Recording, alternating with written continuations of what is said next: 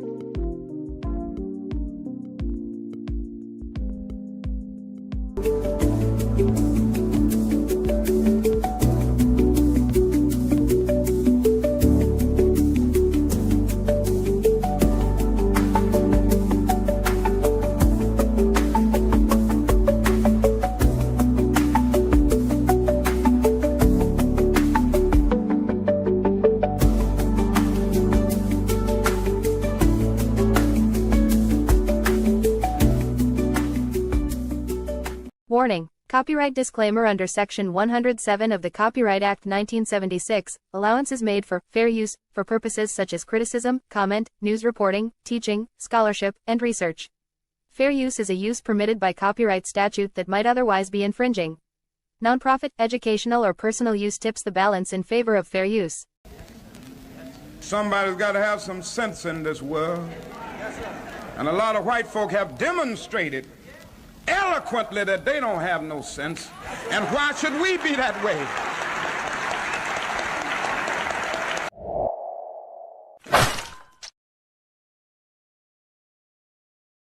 What it do, family and friends? Welcome back to another Church of Black. Excuse me. Let me redo that. It's been a long day. Welcome back to the Church of Black Power. If you're not subscribed, go ahead, hit that subscribe button along with the notification bell so you can be notified whenever videos like this drop. Please make sure you're hitting that like and share button so we can beat up the algorithm. Make sure we get this message out to the ears that need to hear. And if you have not done so yet, please click the link in the description, go to change.org and put your signature on the petition for reparations. And with that being said, family, it is one of those days. It is one of those situations that we got to talk about. You know, Marjorie Taylor Greene. Marjorie asked Trump to pull over like Dope Boy and said, "Hey, Trump, let me out." J.D. Vance turned around and said, "What? Let me out." And Trump pulled over and let her out. I find it to be very interesting indeed. And we have to discuss it. We have to discuss what led to this. We got to discuss why she feel the way she feel. We got to talk about some of these mixed reactions. And we got to talk about the end goal. Because, you know, a lot of folks is speculating her end goal. But before we do that, know what I got to do. Let me give a B1 salute and shalom to our brother Cyrus in the building. Much love to you, and thank you for becoming a member. Thank you for being here. Much love to you. Your donation is blessed tenfold, and I appreciate your contribution, my good brother. Andrea Jones is also in the building. Shout out to our good sister. Our brother Reparations Nation is in the building. Much love to you. Thank you for being here, my brother. Lachey Davis is in the building. Much love to you. Thank you for being here, family. Much love to you. Our sister Aquarius Minded is in the building. Much love to you. Thank you for being here. We continue. Make sure we got it. Our sister Black Spider is in the building. Much love to you. Thank you for being here, my sister. Our sister Donna C is in the building. Much love to you. Thank you for being here. Our good sister Angelic is in the building. Much love to you. Thank you for being here. Number one Switchblade is in the building. Much love to you. Thank you for being here. Ready to cut somebody. Much love to you. Curtis Price is in the building. Much love to you. Thank you for being here, family.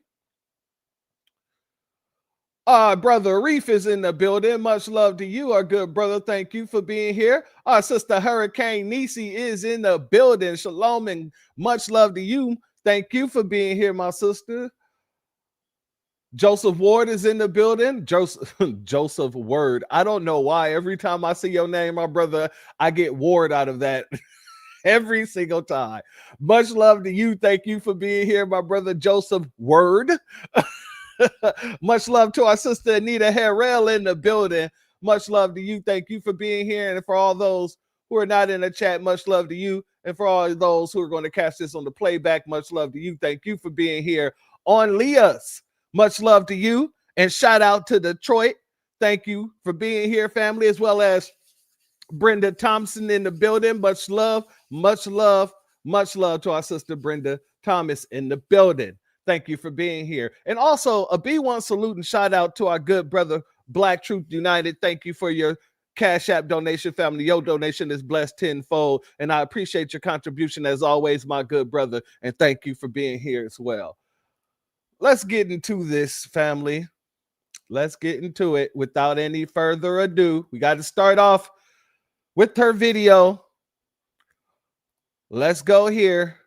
She put out letting people know that she will be resigning 2 days after she get her pension, but resigning nonetheless. Shout out to Jesse Paris. Thank you for being here, my brother. Much love to you. Let's get it popping. Hi, everyone. I've always represented the common American man and woman as a member of the House of Representatives, which is why I've always been despised in Washington, D.C. and just never fit in. Americans are used by the political industrial complex of both political parties, election cycle after election cycle, in order to elect whichever side can convince Americans to hate the other side more. And the results are always the same. No matter which way the political pendulum swings, Republican or Democrat, nothing ever gets better for the common American man or woman. The debt goes higher. Corporate and global interests remain Washington's sweethearts. American jobs continue to be replaced, whether it's by illegal labor or legal labor by visas or just shipped overseas. Small businesses continue to be swallowed by big corporations. Americans' hard-earned tax dollars always fund foreign wars, foreign aid, and foreign interest. And the spending power of the dollar continues to decline. The average American family can no longer survive on a single breadwinner's income, as both parents have to work in order to simply survive. And today, many in my children's generation feel hopeless for their future and don't think they will ever realize the American dream. And that breaks my heart. I ran for Congress in 2020 and have fought every single day believing that Make America Great Again meant America first. I have one of the most conservative voting records in Congress, defending the First Amendment, Second Amendment, unborn babies because I believe God creates life at conception, and I love to fight for the little guy. Strong, safe borders, I have fought hard for that. I fought against COVID tyrannical insanity and mandated mass vaccinations, and I've never voted to fund foreign wars with your hard-earned tax dollars. However, with almost 1 year into our majority, the legislature has been mostly sidelined. We endured an 8-week shutdown, wrongly, resulting in the House not working for the entire time. And we are entering campaign season, which means all courage leaves and only safe campaign re-election mode is turned on in the House of Representatives. During the longest shutdown in our nation's history, I raged against my own speaker and my own party for refusing to proactively work diligently to pass a plan to save Americans' health care and protect Americans from outrageous, overpriced, and unaffordable health insurance policies. The House should have been in session working every day to fix this disaster. But instead, America was force-fed disgusting political drama once again from both sides of the aisle on television every single day.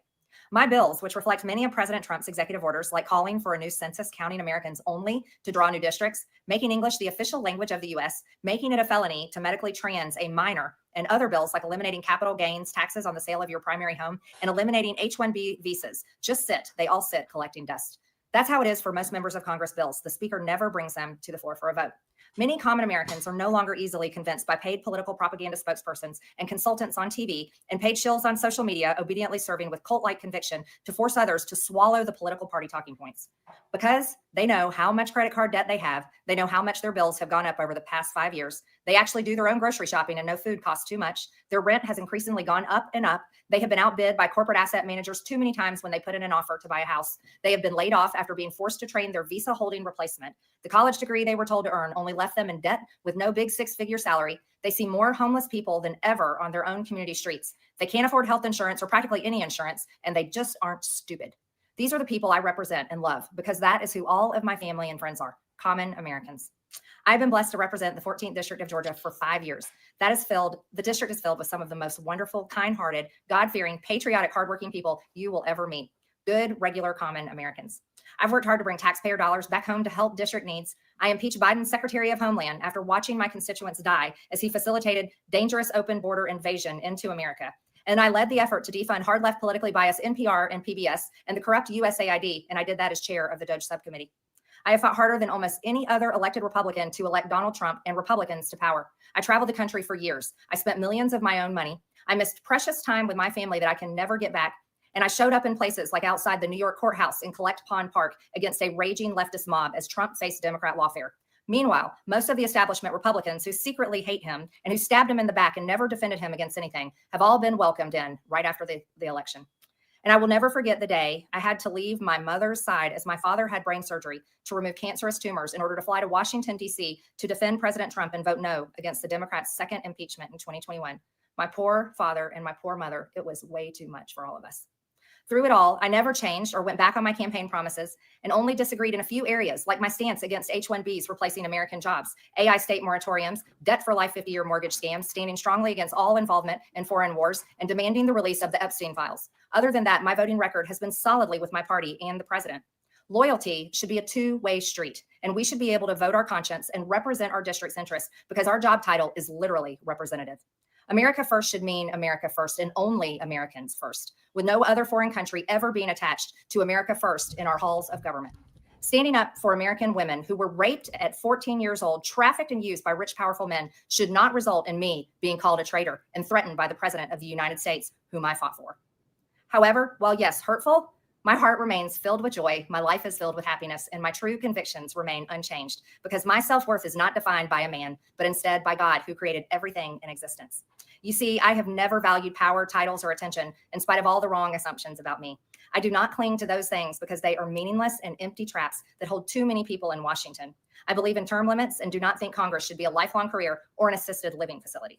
My only goal and desire has ever been to hold the Republican Party accountable for the promises it makes to the American people and put America first. And I fought against Democrats' damaging policies like the Green New Deal, wide open, deadly, unsafe border policies, and the trans agenda on children and against women.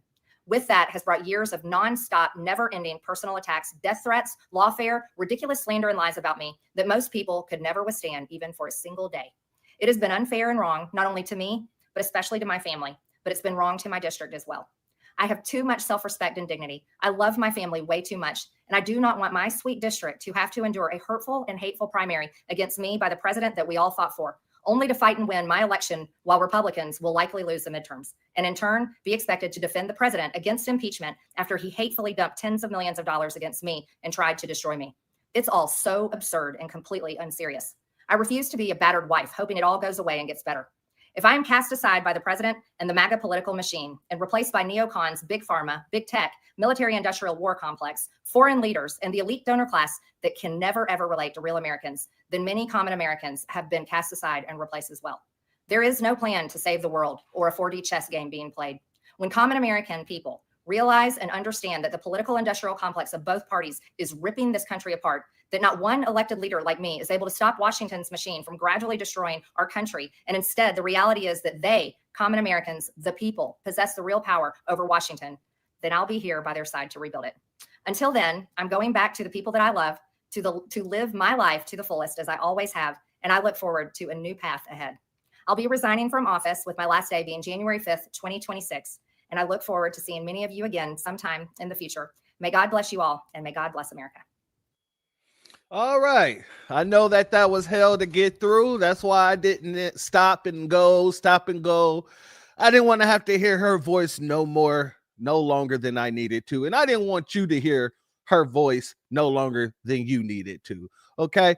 However, there's some things that we got to address. And most of you guys have been putting it in the comments. There's a few that I just want to touch on because you're basically taking the words right out of my mouth. So the first one here, our sister Andrea Jones says, however, you were the part of the program. You was a part of the problem, excuse me. And now you want to rebrand yourself. No, Marjorie. And that's the biggest situation that you're looking at right here. Marjorie, she's trying to rebrand herself. You were a part of every problem in Congress since this new session of Congress have begun. But yet, you want to give out this long drawn out, and that's the next thing I wanted to address. Hold on. When our sister Angelic said, right, girl, just go ahead and resign. It don't take all that. Well, for her, it did. It did take all that because she's looking ahead and she knows that, one, many of the Magites who are stone cold Trump supporters, they're going to be looking at her sideways from now until forevermore, or until they decide not to support Trump again. However, she's looking for her future to be bright. So she can't just leave after being a part of all the nonsense that's been happening in Congress and think that people are still going to want to support her. Her going out speaking against Trump on the Epstein thing, that's not strong enough. There are several people out there that really speak up against the Epstein thing. That means nothing, to be honest with you. Both parties are just tossing the old political football. But with Marjorie, she doesn't really have anything outside of her fighting against them not releasing the Epstein files. She doesn't really have anything besides the whole program that she put up with the H-1B.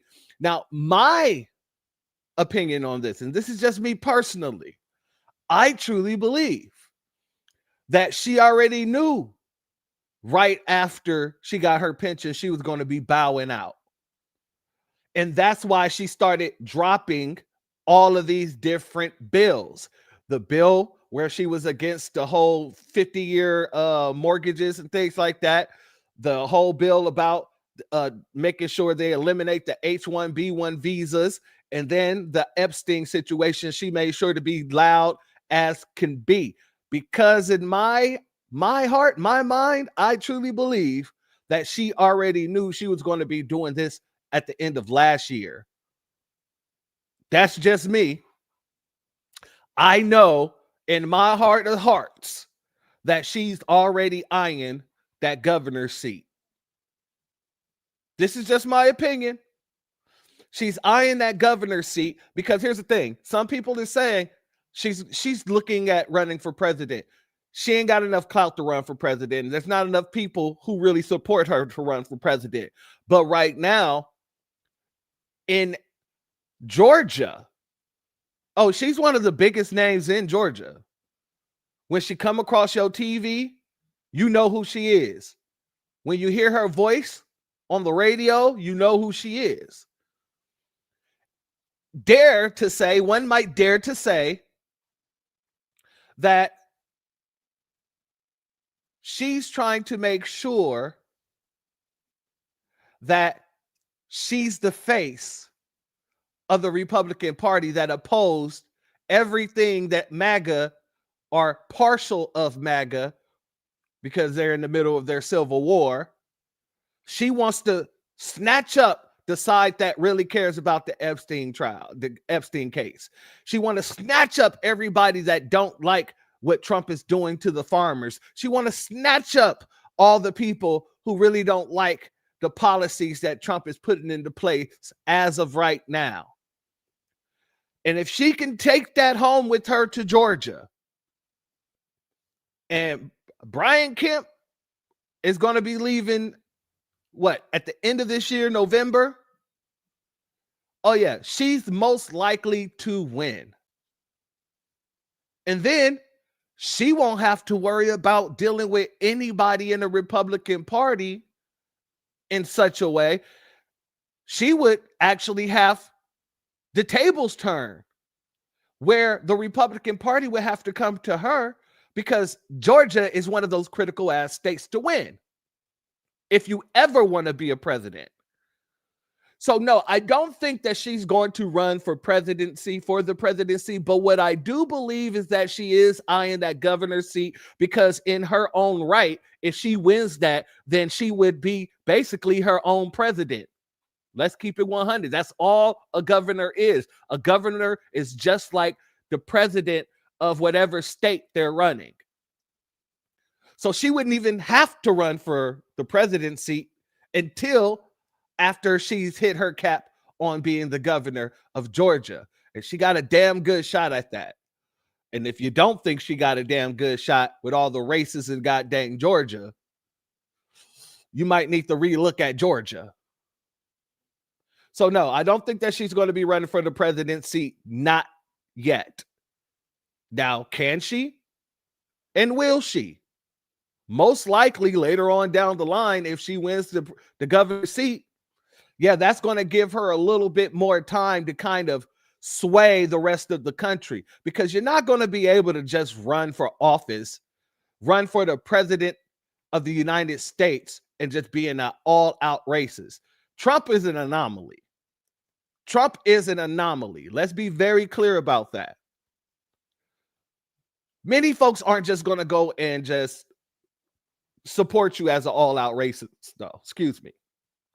That's why DeSantis is not going to see that seat. I want to be very clear about that. DeSantis will never see the president seat. And if he do, it'll be as a vice president, and he'll be in his older years. Something like how Joe Biden, he ran for the president seat several times over and kept losing. But then they needed a quote unquote black man, a tether, Barack Obama, to even give Joe Biden a whiff of what it would be like to become president, and even give him a small, minute chance that Biden would become president. Notice, Biden went in as the vice first. Then he became president, what was it, 4 years after Barack Obama left office. And that was due to Trump. So no, I don't think we're going to be seeing people like DeSantis making it to that president seat. And if she was to run tomorrow, Marjorie Taylor here, Marjorie would not win either. But if she goes back to Georgia and play her cards the way she's been playing them, 9 times out of the 10, in my opinion, she's going to win Georgia. And then she'll have all that time until she cap out, of course, to try to sway other people to think that she has become more left-leaning, more of a moderate, rather than a right-wing Magite, rather than a right-wing nutcase, rather than somebody who clearly don't need to be in the president's seat. Now, that's my opinion. I would also like to pose this question. Is Marjorie stepping away going to hinder the Republican Party? Some people believe that, her walking away is going to be detrimental. They're cutting off their nose to spite their face. And others, they're running around saying that it's not going to be so bad because of the fact that, there is going to be a special election, but it doesn't really mean that that special election is going to pull in another Republican. So we got to talk about these things. I want to go to this clip here. And this one, we will do a little stop and go. Thanks for being with us here on Live Now from Fox. I'm your host, Christina Evans. Once again, we're going to continue to follow the developments as Representative Marjorie Taylor Greene has decided to retire and resign, I should say, from Congress in January. I want to put this up on your screen. This is the reaction that we have from President Trump. He put this out on his Truth Social. It says, Marjorie Trader Brown, because of plummeting poll numbers and not wanting to face a primary challenger with a strong Trump endorsement where she would have had no chance of winning, has decided to call it quits. Her relationship with the worst Republican congressman in decades, Tom Massey of Kentucky, also known as Rand Paul Jr., because he votes against the Republican Party and really good legislation, did not help her. For some reason, primarily that I refused to return her never-ending barrage of phone calls. Marjorie went bad. Nevertheless, I will always appreciate Marjorie and thank her for her service to our country. Signed there, President Donald J. Trump. I want to pause there for a second, because what Trump did right there, he's trying to change what your job is as a representative. He's trying to change, and that was a big, big dog whistle to all those who want to make it to Congress one day. He's trying to change what the job of a representative is with this statement. In the statement where he says she consistently votes against her party, her job as a representative is not to vote with the party. Your job as a representative is not to toe the line. Your job is to represent your constituency. That is your job. You're supposed to bring the problems of your district to Congress in order to fix those problems. That is the job of a representative. That is the job of a senator. So when Donald Trump says she consistently votes against her party, along with Rand Paul, votes consistently against his party, what he's saying is, if you want to be a representative, if you want to be a senator, if you want to work in Congress, your job is to follow the leader. Your job is to vote with the party amongst party lines. That is not the job of a representative. And this is one of the reasons why I believe Marjorie Taylor would win if she ran for governor, because everybody just saw this and looked at this as a situation where Marjorie is walking away because Congress is not standing on business for their constituency. She's saying she's walking away because I came here to do a job for the people that elected me to be in office. And with that, I'm going to give you this much, Marjorie. You earned a little bit respect. I got to give you just a little bit of respect, not a lot, just a little bit, because you played that game correctly. You played that game like you was playing 4D chess instead of Trump. You're able to take your constituents with you because many of them are going to believe that you were truly there fighting to get done things that they wanted done, that you were fighting to get those Epstein files released, that you were fighting to make sure that people wouldn't have 50-year mortgages, that you were fighting to make sure that the H-1B visas would be eliminated, and everybody in Congress was against you, including your own damn party. They wouldn't even bring it up for a vote. So I'll give you that much respect. I'm a very little. I can't even lift my fingers high enough to just a little bit. Just a itty bitty bit. Because I see what you're doing there. Also, I would also lay this on the floor for you. I wouldn't put it on the table because I wouldn't want you to touch it. This is very dirty.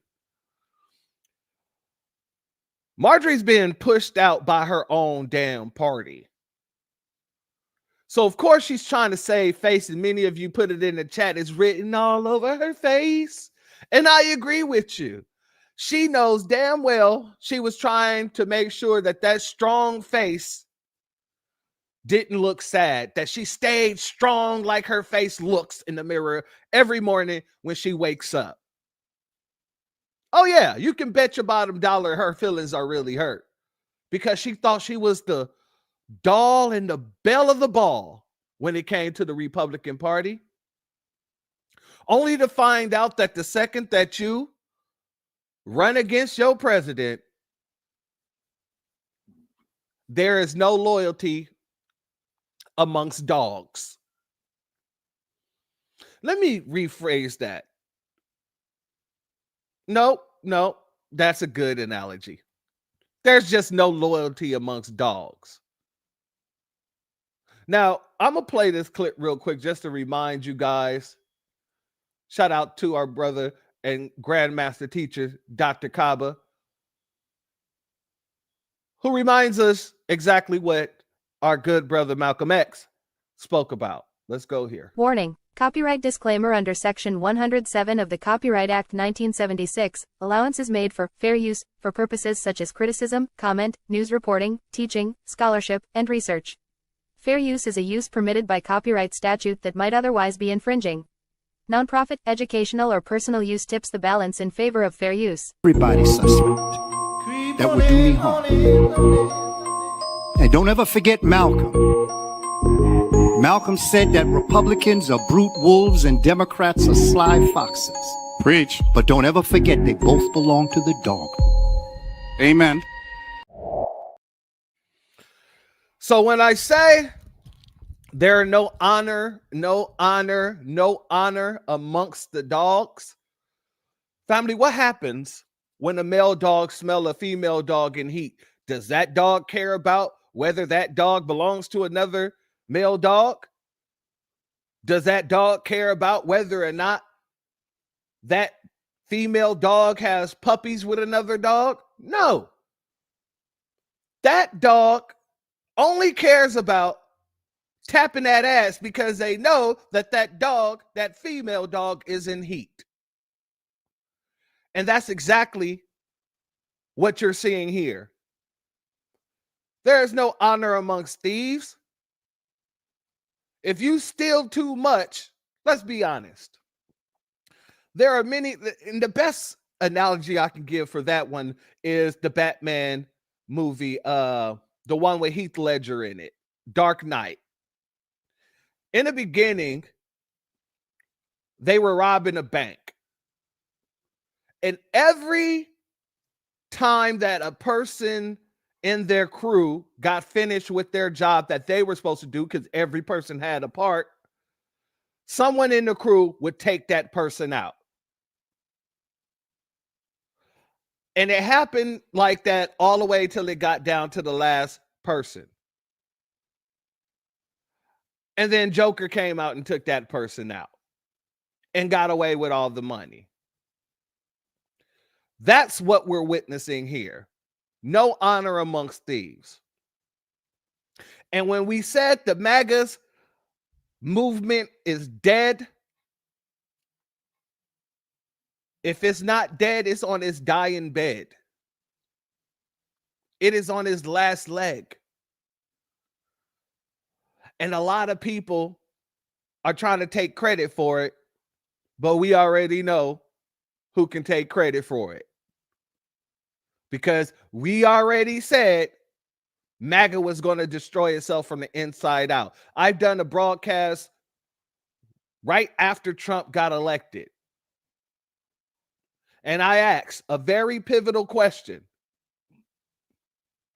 What will MAGA be after Trump leaves the White House? And the just simplified answer is destroyed. Now, there'll be offshoots that'll pop up. They'll try to keep it going, but they won't have enough because they won't have enough to get another Trump. There will never be another Trump. After this election cycle, you will never see another Trump again. I'm letting you know this. And that's what's going to keep the Republicans in shambles for a while. In the very same way that the Democrats are in shambles because we crashed out the election. So what we're going to see in the next presidential election is two parties that are in shambles, and they're going to be desperate. I want y'all to write this down to make sure you have the date. So when y'all see that both parties are now taking a knee, trying to convince us as foundational Black Americans to get out to the polls and vote for them, I want y'all to remember this date. That's when we'll know that, God dang it, everything that we've been doing is not in vain. That's exactly where. Because Trump did not win by too much.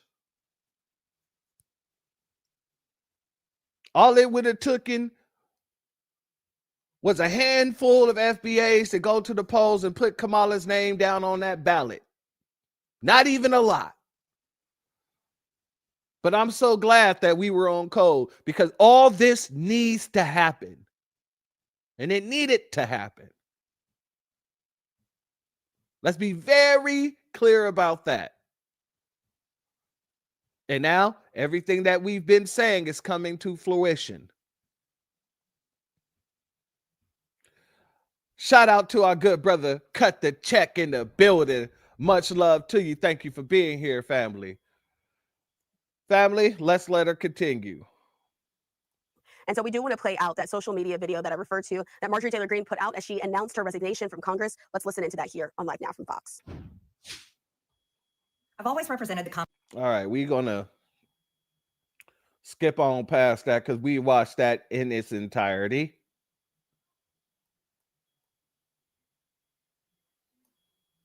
There from Representative Marjorie Taylor Greene, the Republican from Georgia, who just made an announcement that she will be resigning from Congress come this January. And of course, this has stirred up a lot of conversation, even amongst those on the other side of the aisle in Congress. I want to put this up on your screen. This is the response from Jasmine Crockett. She's also the representative, the Democrat from Texas, who's known for being outspoken. Many people have considered them to be on opposite sides, two women who are in Congress who are outspoken for their party. Jasmine had this response on her X account. I'm going to read it out in full. It's going to get cut off here on your screen, but it says, I didn't know she was going to read Jasmine's response, so I don't have to read Jasmine's response later, but I will show it where it came from. But let's continue this real quick. Going to be honest, I didn't see this coming, but the threats that come with being on the opposite side of Trump are real. People need to wake up. Trump only knows how to use people up and then cast them aside when he's done. He did it to his VP. He's done it to those who wanted the Epstein files. He did it to those who believed he cared about their struggles. And now he's doing it to one of his most loyal followers, Marjorie Taylor Greene. Going forward, no one, elected or otherwise, should allow any person to coax them into creating a culture of violence. MTG reference not wanting to be a battered woman. I'll say this. My granny used to say, don't play with fire because you just may get burned. I'm still waiting for Republicans to stand firmly against the president's death wishes on sitting members of the House and Senate. My final word on this is that my office reached out to MTGs to work on some member safety legislation. I'm serious about working collaboratively on this effort. If there's any interest, we can get it drafted before January. So we want to make sure we brought this to you here. All right, so y'all heard what Jasmine had to say, and a little premature for this broadcast, but it's okay. We can work with it because we do this, man. This is what we do. So let's go here, family. I want to get into some of the reactions and then some of the mixed reactions, then some of the people that are just in denial. Then we're going to get into some Democrat dummies. And then we're going to talk about her next move. But let's continue. Let's get into the reactions, shall we? I don't know about any of you, but the fact that Marjorie Taylor Greene has decided to resign literally abruptly should be scary to every single one of us. What is she running from? Who threatened her? Donald Trump and the Republican Party threatened her. Very simple. Did you not hear that they were trying to primary her? And they wouldn't have tried. They would have got it done. Especially because, you know, Trump got them people in his pocket as of right now. You know, the top hat community. Oh, yeah. They definitely would have put some money behind somebody else's candidate. But let's continue. These folks act like they don't know how AIPAC works. What is going on that she is that scared? The lady has been on our timelines, unprovoked and unsolicited, literally attacking us with her points of view for years. And now that she's had a change of heart, she's leaving? I don't even like that whole but. Y'all not scared? Like, either her morals have come to her. Why should we be afraid? That's weird. Y'all not scared? Scared of what? This is in-house fighting between Nabisco versus Nabisco. That ain't got nothing to do with us. Now, it will benefit us in the long run. However, why would we be afraid? That's just a weird question. Shout out and shalom to our brother Anthony Ruger Phillips in the building. Much love to you. Thank you for being here, family. Strongly, and she has been privy to information that is so terrible that she is running for the hills. Or like, what's about to go down? I think Marjorie Taylor Greene is a lot of things. Unhinged, insane, but scary was not on my list. So the fact that she's scared is making me scared. I don't know, but I think I'm gonna need, Marjorie Taylor Greene to give us the motherfucking tea. I don't know about any of you. The fact that she's scared is making you scared. Who cares? Who cares if she's scared? Here's the thing. I'm going to tell you exactly what's going on. The fact that she was willing to get up there and say she is willing to name names of the abusers that was in Epstein's, well, I don't want to say in Epstein's circles, but that was under the thumb of Epstein. The second that she got behind that podium and said, I will name names and I am not afraid to do it, that's when she was marked. That's when she was marked. Because contrary to popular belief, Jeffrey Epstein dealt in more than just Republicans. He dealt in more than just Democrats. He dealt with any and everybody who had any inkling of power, no matter where it was. Whether you was Republican or Democrat, it did not matter to him. As long as you had power and he can put some money behind you so that you can push his agenda, that's what he represented.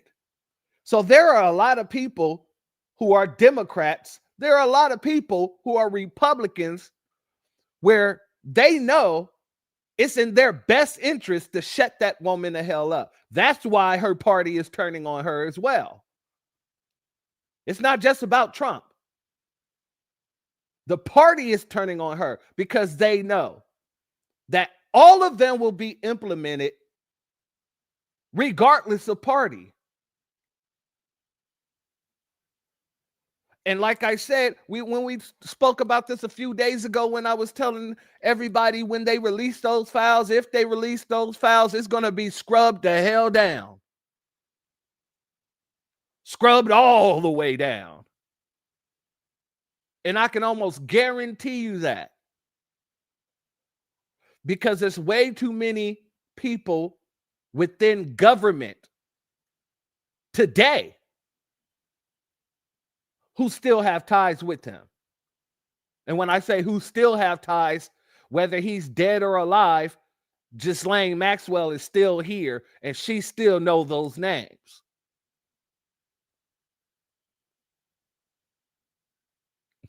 Oh, shout out to Miss Sinisi. Implicated, my bad. I don't know why I said implemented, but implicated. You're absolutely right, my sister. Thank you. Thank you for catching that. She's a goofball all day. Shout out to our sister Bad 72 in the building. Much love to you, my good sister. Thank you for being here. As well as Snatch Adams in the building. Much love to you, my brother. Thank you for being here. Let's continue, family. Well, hey, y'all. So after 5 years of chaos, conspiracy theories, tantrums, and more Fox News hits than actual legislation, Marjorie Taylor Greene, she suddenly wakes up and realizes Congress is messy. Baby, we have known that. The only plot twist is that she finally figured out the mess she helped create does not come with workers' comp. She said Trump turned on her. Republicans used her. Democrats can't stand her. And she's just tired. Sis, welcome to the consequences of choosing chaos as a personality trait. She really wrote 4 pages, y'all. Single space, just to tell us, I broke it with them, but now I'm mad it's broken. Girl, go home. Georgia is waiting for you. And if this is what happens when you spend years lighting political fires, don't be shocked when the smoke finally circles back to your own front door. Now, this is in the wrong area. This is supposed to be in the Democrat dummy side, because you can clearly tell that this woman is a Democrat and she's taking it as if they're taking a huge loss by losing her. And she's not even thinking about the fact that Marjorie, yeah, she don't have a problem going home because she can go home and really run to be the governor. And all those folks in Georgia that was on her side, they're going to vote for her. And she said that, oh, when you cause chaos, there's no pension, no, workman's comp for the once you get released. Family, this woman got a pension. She's not retiring until Tuesday, 2 days after the pension kick in. So she's going to get paid thousands of dollars a year, taxpayers' money. If you don't call that workman's comp, I don't know what you are talking about. But since I have to address that quite early, we'll let that be. Shout out to our sister Val Hawkins in the building. Much love to you. Thank you for being here, family, as well as our family. We the people in the building. Much love to you. Shout out and shalom to the both of you. Let's go here, family. I was debating on whether I was going to throw this clip in here, but we got to get a good laugh. We got to get a good laugh. So I bring back to you, got to bring them back, Tether Carl Winslow in the flesh. Shout out to FBA Convo in the building. Shalom and thank you for being here, family. Let's go here, fam. Let's hear what the Tether Carl Winslow have to say. What is happening in the world of politics? Sometimes these things really do catch me off guard. For the second time, the Republican Party has left me speechless. Marjorie Taylor Greene is resigning? Why would she do that? Honestly, why would she do that? Most likely it is to make a bid for the presidency, but I mean, I don't think she would have lost her seat. Even if the president tried to primary her and they tried to get her, I don't think she would have lost that seat. She had the leverage in this argument. She had the future. She had the future of the political party in the palm of her hands. I hope y'all are starting to see what this president has done to that party. When he goes, it will be in shambles. I compare it to when Barack Obama was leaving office, and how the Democratic Party has still been trying to find their way since then, but it's going to be so much worse with the Republicans, because not only did they sign on with this dude to acquire power, they gave up every fundamental core belief, core ideology of their party in order to support this guy. You can't separate the Republican brand from MAGA anymore. Even after this guy goes, you will never be able to separate Republicans from that nasty brand.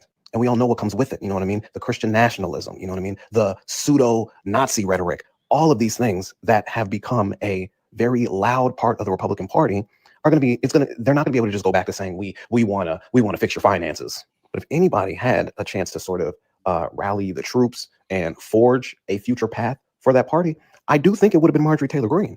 Now we'll see what her future is going to be, because if it's not a play for the presidency, most likely it's going to be a podcast. That's what I think. She's going to do one of them podcasts about how she's a strong woman in government and how she had to take on all the boys. This is a shocking development.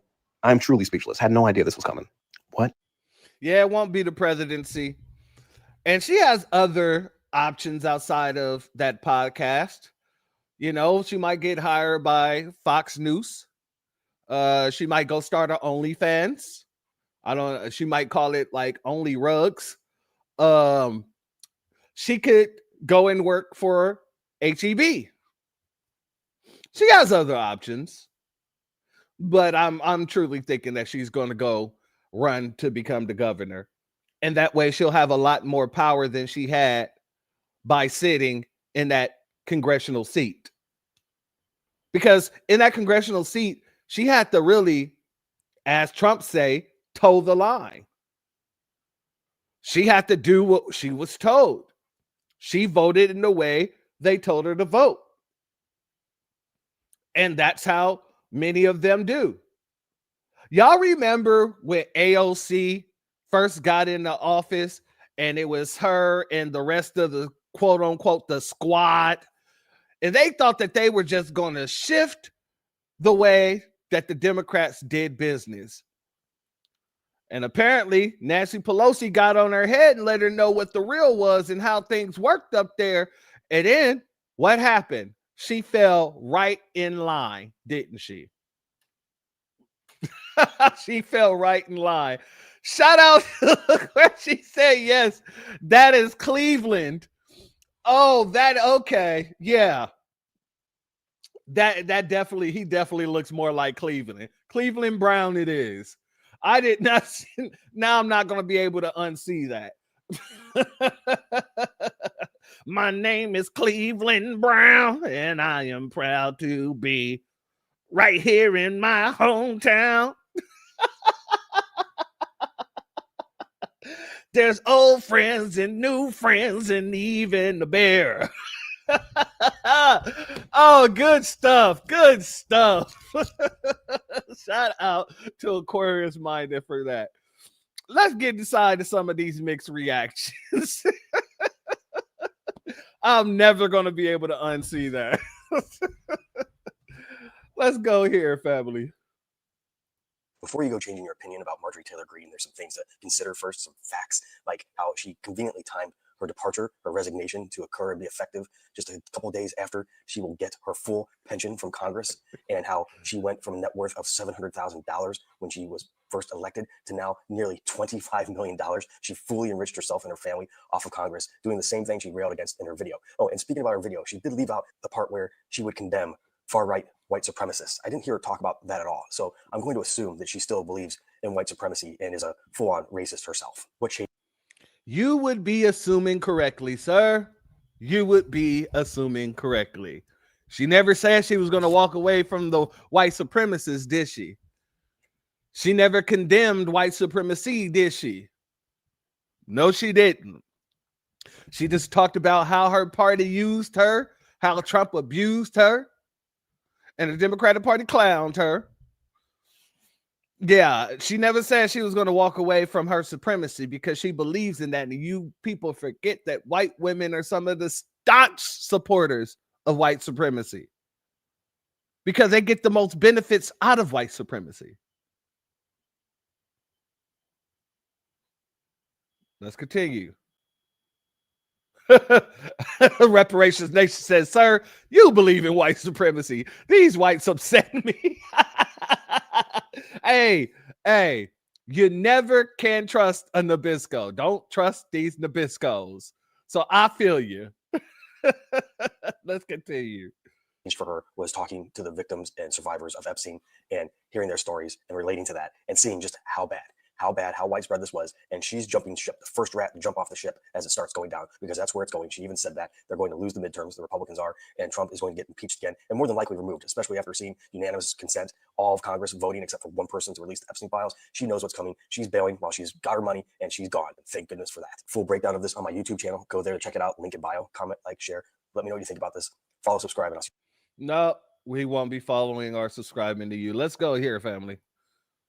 When I first saw the news that Marjorie Taylor Greene was resigning, my first initial thought was, good, get her out of here. But then I started to think about it, and I realized it's a little more complex than that, right? Because two things. One, you've got somebody who's inside MAGA fighting MAGA. Now, this is not a defense of Marjorie Taylor Greene, but recently she's been a thorn in Donald Trump and MAGA's side. And isn't that what we want? Shouldn't that be what we want on the left, is the right to start turning on themselves and calling themselves out? Because that's really where change could happen. So on one side. See, that's the thing right there. You guys are now deciding that's what you should want when the Foundation of Black American Grassroots, we've been calling this out, saying that's what's going to happen. See, when you listen to lamestream media, you're behind the curve. And when you listen to the new black media, you're ahead of it. Because everything that we said was going to happen, from myself to KG, Professor Black Truth, Jason Black, a brother Black Alpha, Afro Elite, Vicky Dillard, God dang it, Lisa Cabrera, everything we've been saying from me to all the folks in the new black media, you're starting to see it come about piece by piece by piece. So these type of folks talking about, shouldn't we want to see that? We already called that we were going to see this, whether you wanted to see it or not. And it's not just in the Republican Party. We're seeing it in the Democratic Party as well. You guys going after each other's neck in order to see who's going to be the leader of your new party. Let's be very clear about that. Shout out to Faith Speaks Life. Thank you for your Cash App donation, my sister. And thank you for your contribution as always. Much appreciated. And thank you for being here as well, my sister. Let's continue. It's disappointing because Marjorie Taylor Greene could have been changed for good. If she woke up, if she became woke, she could have actually done something for good. And wait a second. If she became woke, wasn't it President Obama talking about stop being so woke? Stop being so woke. And now you got more libtards coming out saying if she would just been woke, if she would have just woken up. You guys don't know whether you want to go up or go down. But I digress. Let's continue. Second is, it shows her cowardice. It shows she is so cowardly because she did not care when Donald Trump went after other people.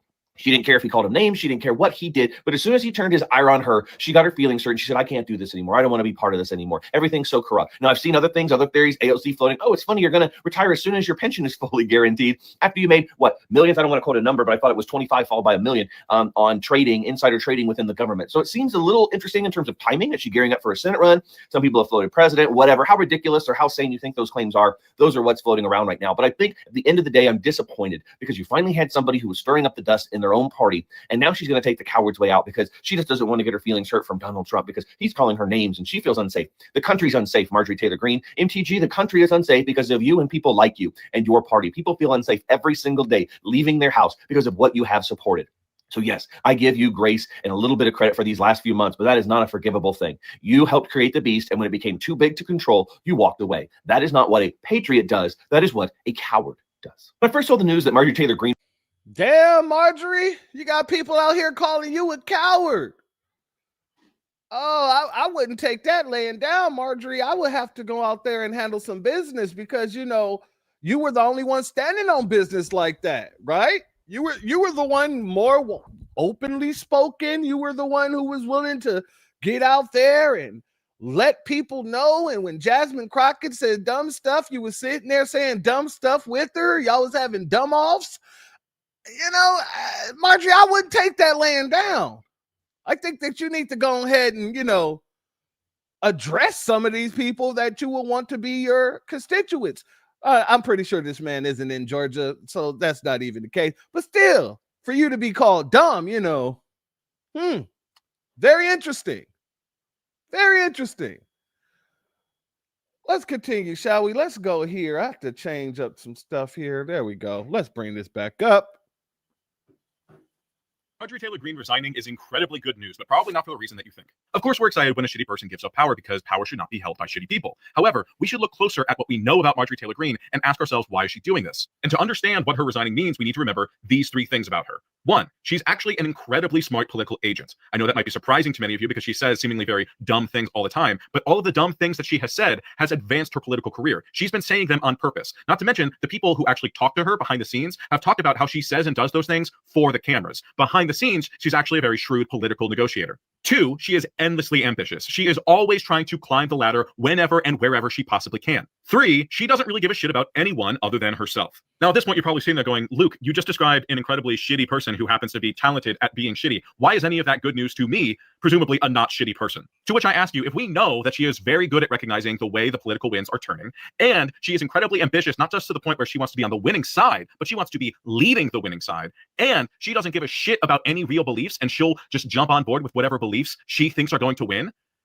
well, ask ourselves, why would someone who has been betting on MAGA and winning all this time suddenly turn tail and say, actually, I am against Donald Trump, I am against MAGA, and I want to move much, much further to the left? Now, family, this is a part of the denial I was talking about, family. People who are creating a reason why she left rather than actually looking at the reason why she left. That's one. Then two, a lot of these people on the left, they're trying to make it seem like the left side is winning by her resigning. Oh, see, this is just another example that, you know, she wants to be on the winning team. She wants to be on the winning side. When no, both sides is losing and crumbling each other from the inside out. It ain't got nothing to do with one side winning over the other. The Democrats, you can't really look at you. Name one thing, one time this year that the Democrats can look at themselves and say, we got to win. We got a dub.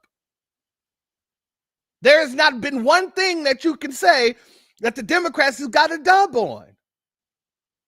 They shut down the government in order to get goddamn funding for illegals to have goddamn Medicare and all this other nonsense. And then opened back up the government and didn't get nothing from it. What did the Democrats win? So the honest to God truth is, look, shout out Lachey Davis. Thank you for saying it for me. Both sides are shitty. People are smelling shit on both sides and they're holding their nose as they walk by. Bars. They don't want nothing to do with either side. But what they're trying to do is the same thing that these folks that keep begging us for our help is trying to do. Make it appear that we're out there helping them. Make it appear that we supporting them. They have more support from us than any other group. Make it appear that way, because if you make it appear that way, that other groups might think that, oh, well, if the FBA is supporting them, we should support them too. And we're like, nah, that's not it. That's not the gist. Y'all ain't got none of our support. So that's what the Democrats are doing right now. They're making it appear that they've taken a dub off of this situation because Marjorie has to back out, or she's backing out. She wants to be on the winning side. She sees the ship going down. The ship is going down, but not for the reasons that you all are saying. Shout out to our good sister Cooking with Miss D in the building. Much love to you, my sister. And thank you for being here. Shalom, shalom, shalom. Let's let them continue.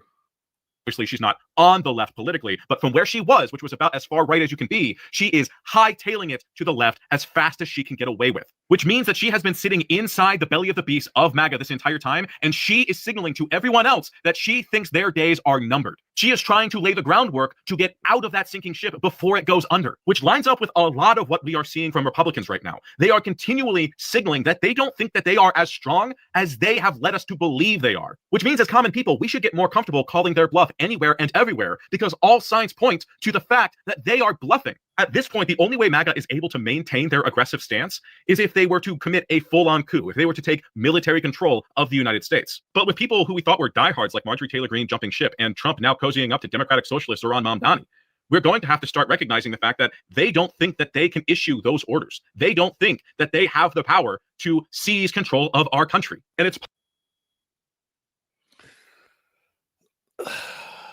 People are just idiots, family. People are just idiots. When I say these folks are trying their hardest to make it seem like the Democrats actually have some sort of power, listen to the extreme that he tried to give credit to the Republicans on. They don't think that they can seize control of this country. Okay.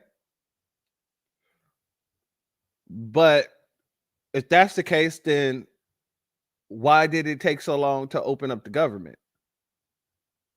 It wasn't just because of the Democrats. Let's be very clear about that. Also, what the Democrats do in order to force them to give them a win, what have they forced out of the Republican Party? You see, trying to make them look weaker than the Democrats, that's really just a party tactic right there, right? We want them to believe that the Republicans feel weaker than the Democrats. If they felt weaker than the Democrats, then y'all would have got everything that you wanted, and the shutdown would have never occurred.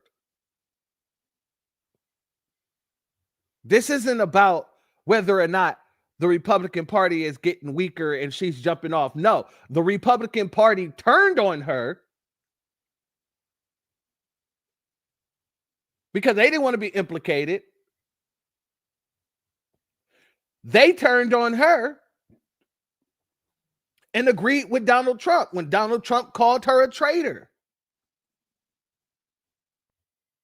So should she stay in a party, or would anybody stay in a party that calls them a traitor? No. So she's finding her exit. She's making her moves. And like I said, I honestly believe that she was going to be doing this regardless of whether the Republicans turned on her or not. I believe this was planned last year, that she was going to be dropping down and running for the governor of Georgia. But like I said, this is some of that denial. Exactly. Both parties are trash. Hella trash.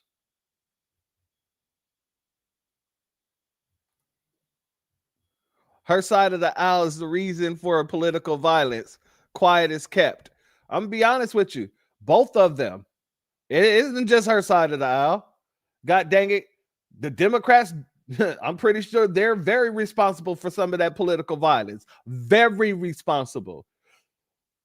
However, I wouldn't disagree with you fully. I will give you partial credit on that because I'm hearing on the Democratic side too. Let's continue. Possible that what we might start to see over the next few years is not MAGA cementing their position, but instead trying to reverse it as much as possible so that when they are ousted, they are not put in jail or worse, tried for treason. I want to be clear, though, that is not a sure thing. This is not something that is guaranteed to happen. This is something that only happens if we maintain pressure on them, because as soon as they feel like they might be able to get the upper hand by force, they will use that force to get the upper hand. This is not a time to be complacent. This is a time to have hope and use that hope to take action. Marjorie Taylor Greene resigned because of Trump and his involvement with Epstein. She has been speaking with survivors for months now, personally. They have told her all kinds of stuff, all kinds of personal stories, situations, and names that have not been made public yet. And she has been unable to reconcile more and more her support for Trump and her support for the Republican Party with all that has come out and the more and more she has learned. That's what happened. I have been saying this for a while, that it's not, her breaking from Trump is not about her reelection. That's not why. It's because she's a true believer in the Q stuff, in all of the Epstein gross disgustingness. She has always believed all of that.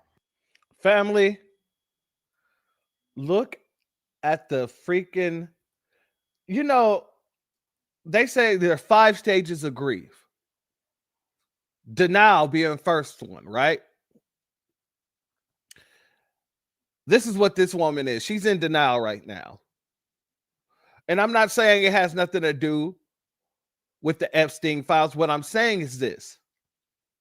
She's creating this whole ordeal, this whole story about how Marjorie was spending all this time with the victims of Epstein. And so she feels she can't, do her job. She can't represent Trump and represent these women. No, that has nothing to do with it. That's just a political football. It is a tactic. But yet, this is what this woman needed to tell herself in order to not look at the situation for what it actually is. She's living in a psychosis. She's operating outside of the realms of reality. You have to really look at the reality of the situation and not what you want it to be. And that's what this woman is doing. She's trying to make this woman this altruistic person who just wants to help the Epstein victims. No.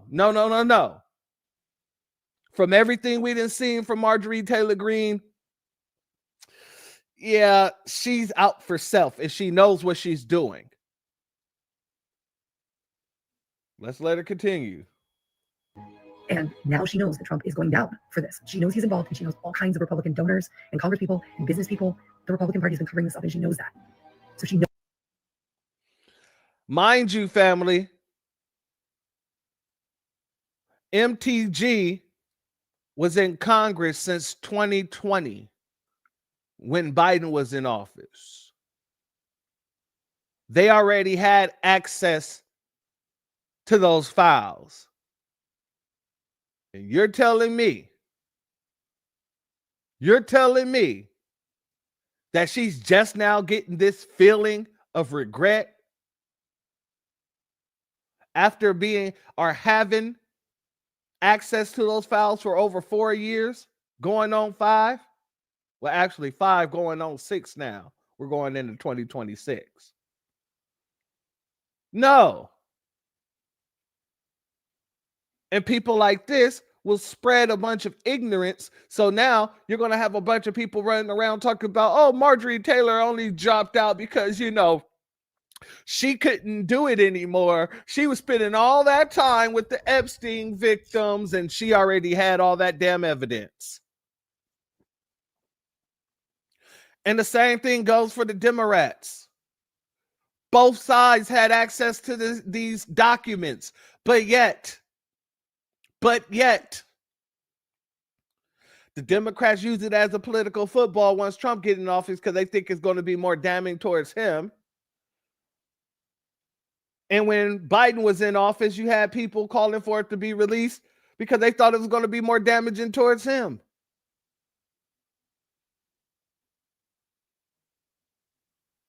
Let's be very clear about that. And shout out to our sister, Black Spider. This is a great comment. Marjorie Taylor Greene's departure timing was perfect. Now she's the talk of the town. Exactly. And when she goes back home, guess whose name is still in the damn news cycles? If I'm correct, I believe Keisha Bottoms is going to be running as well. She has a way better chance than Keisha Lance Bottoms because of the fact that her name is in the news cycle continuously. Because of the fact that Georgia is a majority red state. Like our brother Reparations Nation said, Georgia is not Atlanta and Atlanta is not Georgia. You'll find you some small pocket cities that vote Democrat, but you're not going to find the whole of Georgia voting Democrat. She is? Okay, shout out to Val. She said, yep, Bottom is on the ballot.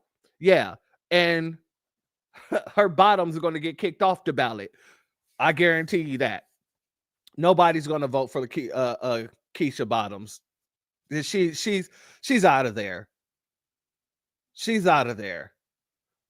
She should have ran after she was mayor. But of course, she allows, Joe Biden to have her sit it out. Shout out to Reparations Nation. He said, and she's white.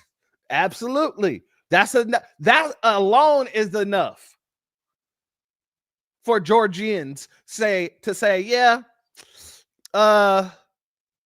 Keisha or Marjorie,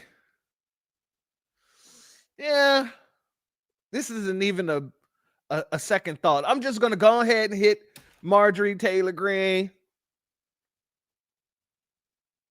Let's be very clear about that. But outside of Georgia, you're not going to find as many races. You'll find some races in the pockets of the Bible Belt. Don't get me wrong, but not enough in order to put you into the White House. Let's just be clear on that. Black Spider says she too in love with Biden. Yep. Very submissive. Very submissive. Lachey said, you ain't getting my vote. I feel it. I feel it.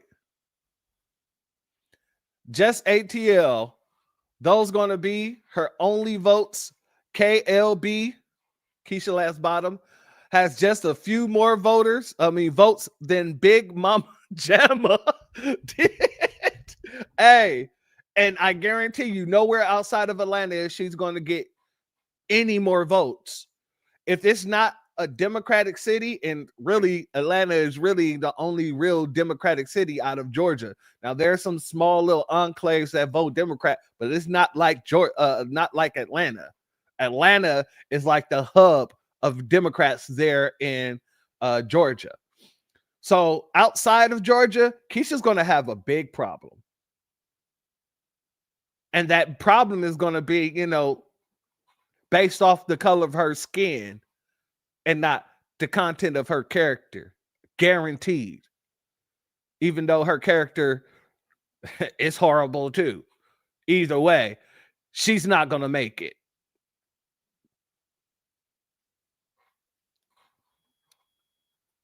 Let's get this in here. Let's go to the folks who are getting even deeper into their denial. Let's go here.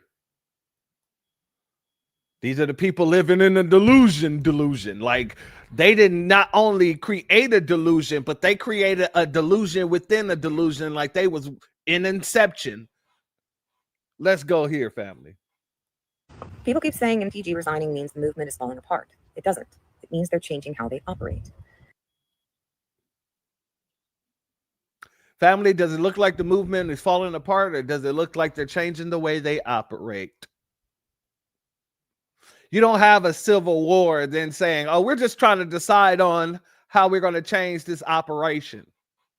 No, you're having a civil war because one side believes the ideology should be one way and the other side believes the ideology should be another. One side wants the Epstein files released, the other side don't want the Epstein files released. One side want goddamn illegals to be able to come over here and work, and other people, well, not illegal, excuse me, H-1B1 visas, and the other side don't want no damn H-1B1 visas.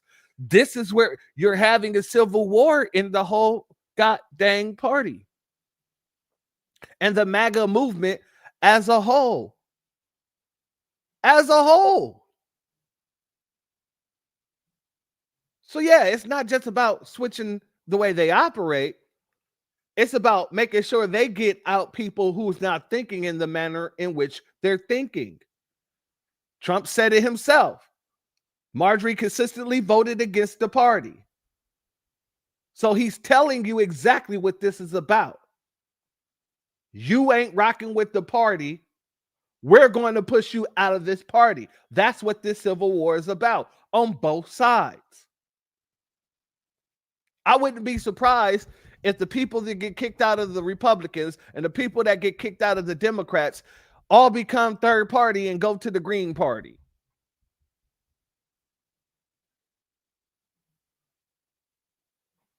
And like my sister Bad said, evil versus evil. And shout out to my sister Bad for your Cash App donation. Your donation is blessed tenfold, and I appreciate your contribution as always, my good sister. But yes, evil against evil. And what these people is trying to teach you or try to tell you and try to convince you or trying to condition you to believe is that one of those evil is good. Y'all remember the movie Vampire in Brooklyn? They're out here talking about evil is good. That evil over there, that's bad. But this evil is good. That's what it is.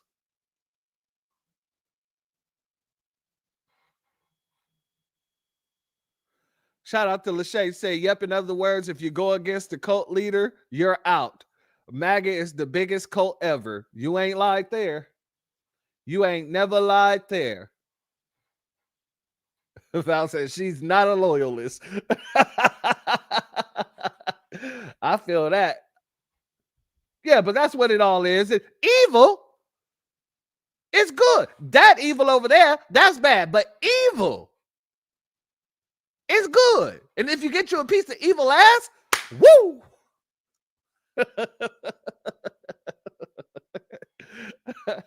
You damn right that's one of the funniest parts of the movie. That's one of the best parts of the movie. And then it started raining on.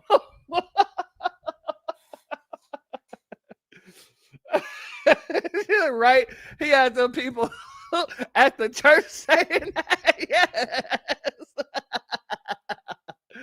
Oh man. Oh man. Shout out to Eddie Murphy. That man has put so many classics out there. He has made way too many classics to date. But let's continue. They work in phases. Phase 1 is chaos. Phase 2 is tightening control. Phase 3 is locking everything into place. And her resignation tells us they're now in phase 2 because the big money has already moved. Phase 1 is the chaos phase. Loud, messy, nonstop fighting. And MTG was great at that. In 2024, she raised almost $5 million off small donors because people paid to watch the drama. But by the end of 2023, it stopped working. She spent more money than she raised, and her campaign cash dropped from almost $2 million to about 700,000. That's what it looks like when drama stops selling. Her last big stunt, the motion to kick out Speaker Johnson, is what finished her off. That vote failed so badly that everyone in Washington saw she didn't have real power anymore. And when donors see you can't deliver, they cut you loose. Because here's what most people miss. The loud stuff, see? The fighting, the insults, the chaos, that's the right hand. It's the distraction. The real work always happens in the left hand, quietly, behind the scenes. Family, these folks don't know what the hell they're talking about. If you're saying that the Democrats have the power and all Republicans have is distractions, family, these folks are deliberately leading other people astray. And shout out to our brother FBA in the building. Man, hold up, church. I'm trying to tell you, man. I'm trying to tell you. Ain't gonna be another Eddie Murphy after he's gone, and I'm sad about that. Because god dang it, that man has brought some classics. He has brought some classics. But back to this woman over here. Like I said, this woman is in a delusion inside of a delusion with another delusion in it. I didn't know that you can just incept yourself so many damn times. But she damn sure did it. The power isn't with either one of you. The power is with the puppet master behind both parties. Because y'all funded by the same damn people. You're funded by the same damn people. So how is the power in the left hand moving things silently? Whenever since Jasmine Crockett got into office, she's been a loud person. Ever since freaking AOC got into office, she's been a loud person. Chuck Schumer, he's been a loud person. Let's not act as if it has been loud and distracting on the right side, but not the left. It has been loud and distracting on both sides. And when I say on both sides, you can clearly see that they've been working with each other. They've been leaning on each other like two sides of a pyramid in order to keep the drama going, to make things entertainment. It isn't about her losing power. She didn't have power when she got into office. People put money behind her and gave her power.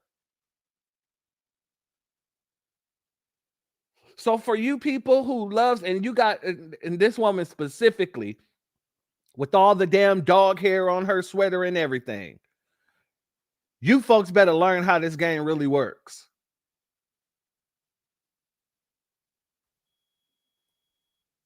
Not professional at all. Absolutely.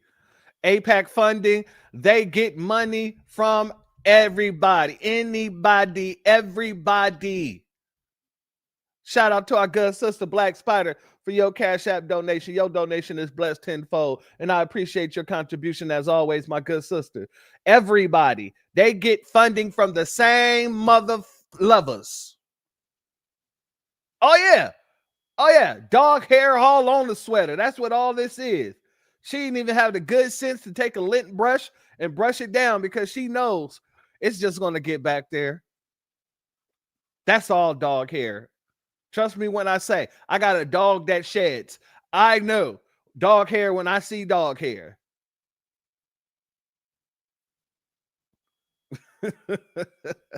Let's continue, family.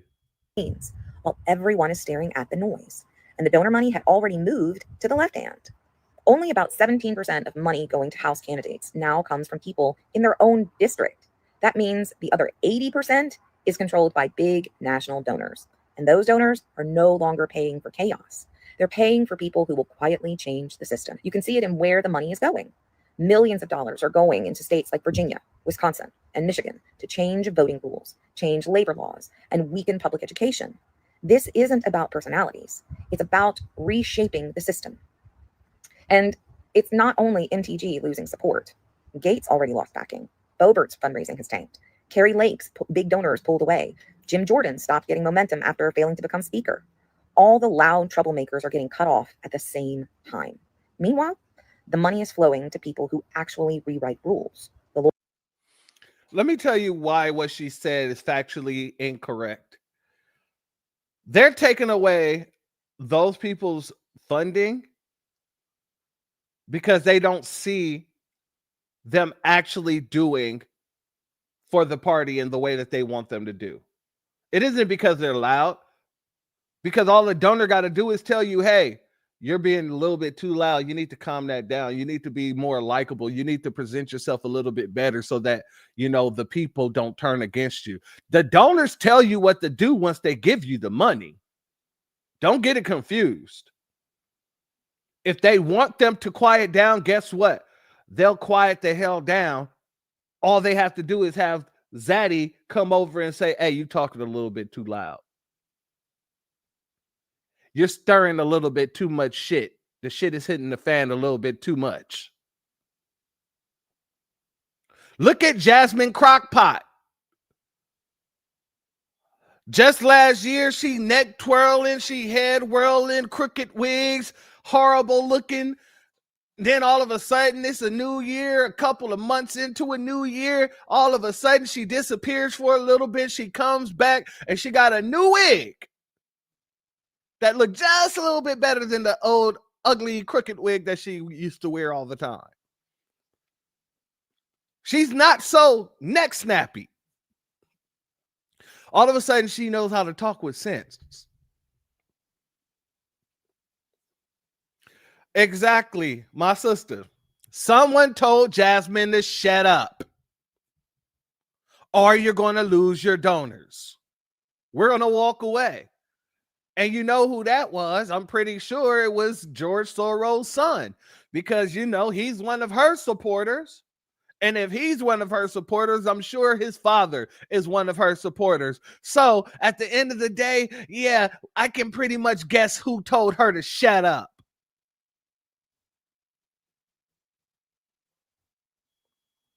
Yeah, shout out to Black Spider. Now she's trying to dress like a damn nun.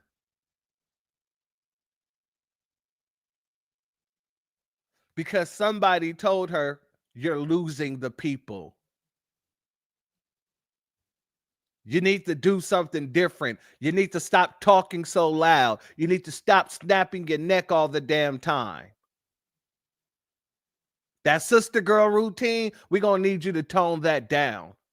Now, don't tone it all the way down, because we still want them to think that you're a sister girl. But we don't need you to overly do it to make people cringe up and say, yeah, I don't like that shit. Shout out to our brother AO in the building. Much love to you, my good brother. Shalom. Our sister Baz said, all the game. Sister girl act, the game got too real. Absolutely. Lachey said, shut your mouth, Jasmine. Shut it up. Walked in like Teddy P. Turn off the lights, damn it. Turn them off. He walked in and said, shut your mouth, Jasmine. You are making a mess of things. Somebody told her all that sass mammyism she does isn't working on black folks like she thought it would. Exactly.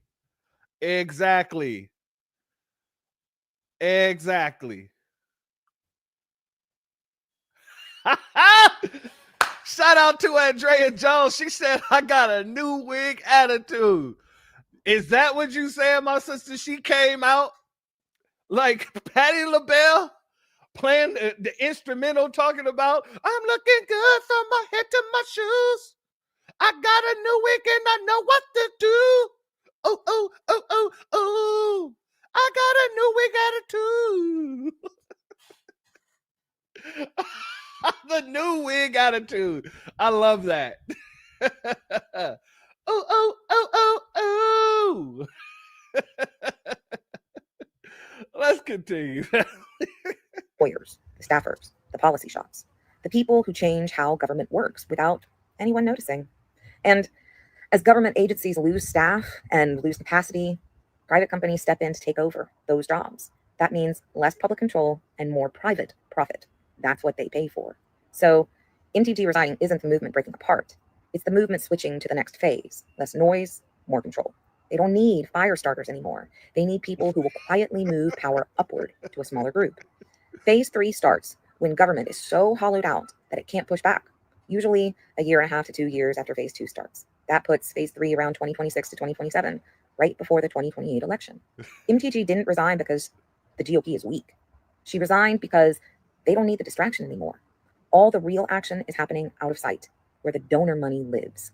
And in politics, when the money moves, the plan moves. Everybody's thinking it. I just said it. People keep saying MTG resigning means the movement is falling. Oh, family, I'm sorry. I'm over here in tears right now. I'm just imagining Jasmine Crockett just playing that song. And she's like, I got a new wig, a new dress. Oh, man. Oh, I'm sorry, family. I'm sorry. Y'all shouldn't even got me started. Y'all shouldn't even got me started. Let's go over here, family. Like I said, these people are living in a delusion inside of a delusion with a whole new delusion on top. Let's go here. Marjorie Taylor Greene is going to file articles of impeachment against Donald Trump before she resigns. Make this clear, this is purely speculation. Take a look at these 2 clips. Of the Epstein files. Other than that, my voting record has been solidly with my party and the president. Loyalty should be a two-way street, and we should be able to vote our conscience and represent our district's interests because our job title is literally representative. The people possess the real power over Washington. Then I'll be here by their side to rebuild it. Until then, I'm going back to the people that I love, to live my life to the fullest as I always have, and I look forward to a new path ahead. I'll be resigning from office with my last day being January 5th, 2026. And I look forward to seeing many of you again sometime in the future. Marjorie Taylor Greene is on a clear path to run for the presidency of the United States. Marjorie Taylor Greene. Family, that's just wishful thinking. That is just wishful thinking. You got Nabisco's fighting to get her away. You got Nabisco's fighting to get her in. But at the end of the day, all the Nabisco's across the United States ain't going to be enough to get her into office. I'm just be honest with you. In the very same way that all the Nabiscos in the United States wouldn't be enough to get god dang Ron DeSantis in office. Especially with us sitting it out. Y'all kind of head and head, neck and neck on that. So yeah, it's more likely that she's going to go home and people such as yourself is going to put her in the governor's seat. And then she might try to run for president later down the line. But I can almost guarantee that's the seat that she's eyeing. She's not looking at the presidency. She's looking at the governor's seat. So y'all get ready for her gubernatorial run, and I guarantee you that's what you're going to be voting for. Marjorie Taylor Greene is going to release the Epstein files before she leaves. She's going to file articles of impeachment before she leaves. This dude is over here just wishful thinking. She's going to do something good for us before she leaves. They have to make up something because they're so goddamn lost. They're lost right now, family. Let's continue. Oh, Marjorie. I was just trying to like her. She was like an OG MAGA, like the real MAGA. And he used her and he bullied her. And that woman went on CNN in daytime, like on a Saturday, I believe it was Saturday, and apologized. Yeah, you caught that? He was out here trying to sound real dramatic, talking into his chest and stuff like he's a fed. Look at this man. Let's look at him one more time. Greene is going to file articles of impeachment against Donald Trump before she resigns. Why is he walking with his head down? He got on sunglasses like he an agent. He got his hat down. He don't want nobody to know who he is.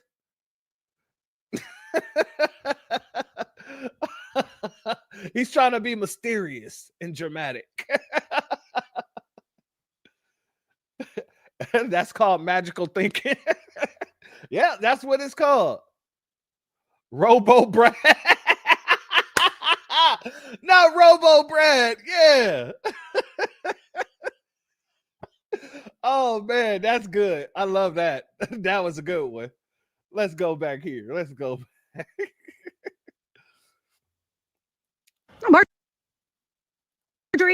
I was just starting to like her. She was like OG MAGA, like the real MAGA. And he used her and he bullied her. And that woman went on CNN in daytime, like on a Saturday, I believe it was Saturday, and apologized on CNN. Can you imagine? Like most, and I mean, like, yeah, I'm too petty. She's a better woman than I am. I couldn't say that I was wrong. I could never. She admitted to participating in toxic politics, and part of me thinks she was serious. I think that she's just there to. Someone help me with this. Oh, Marjorie. Sure, I'll help you. She admitted to participating in toxic politics because she's going to want to get everybody that she can on her side. So when she goes home, people won't look at her as a polarizing person anymore. Oh, she left because she stood on her priority. She stood on her square. She made sure that they didn't take away her Christian values. That's all she's doing. So when she does decide to run for presidency, she knows, she's smart enough to know that she can't just make a full 180 and run for president because nobody's going to believe her. So she's going to make that 180 and then move to the governor's seat because the racists is still going to vote for her in Georgia overall. But when she goes to go run for president or vice president, I'm thinking more like vice president, she didn't already turn down her tone so much that people will rarely remember. If you're not a part of the new black media or a foundational black American, people won't even remember all of the toxic politics that she took place in. But don't worry. That's the job of the new black media, to remind people consistently over and over again. Shalom and salute to Jason Taylor, as well as our good sister Astarte Jones in the building. Much love to you, my sister. Thank you for being here. Let's move forward.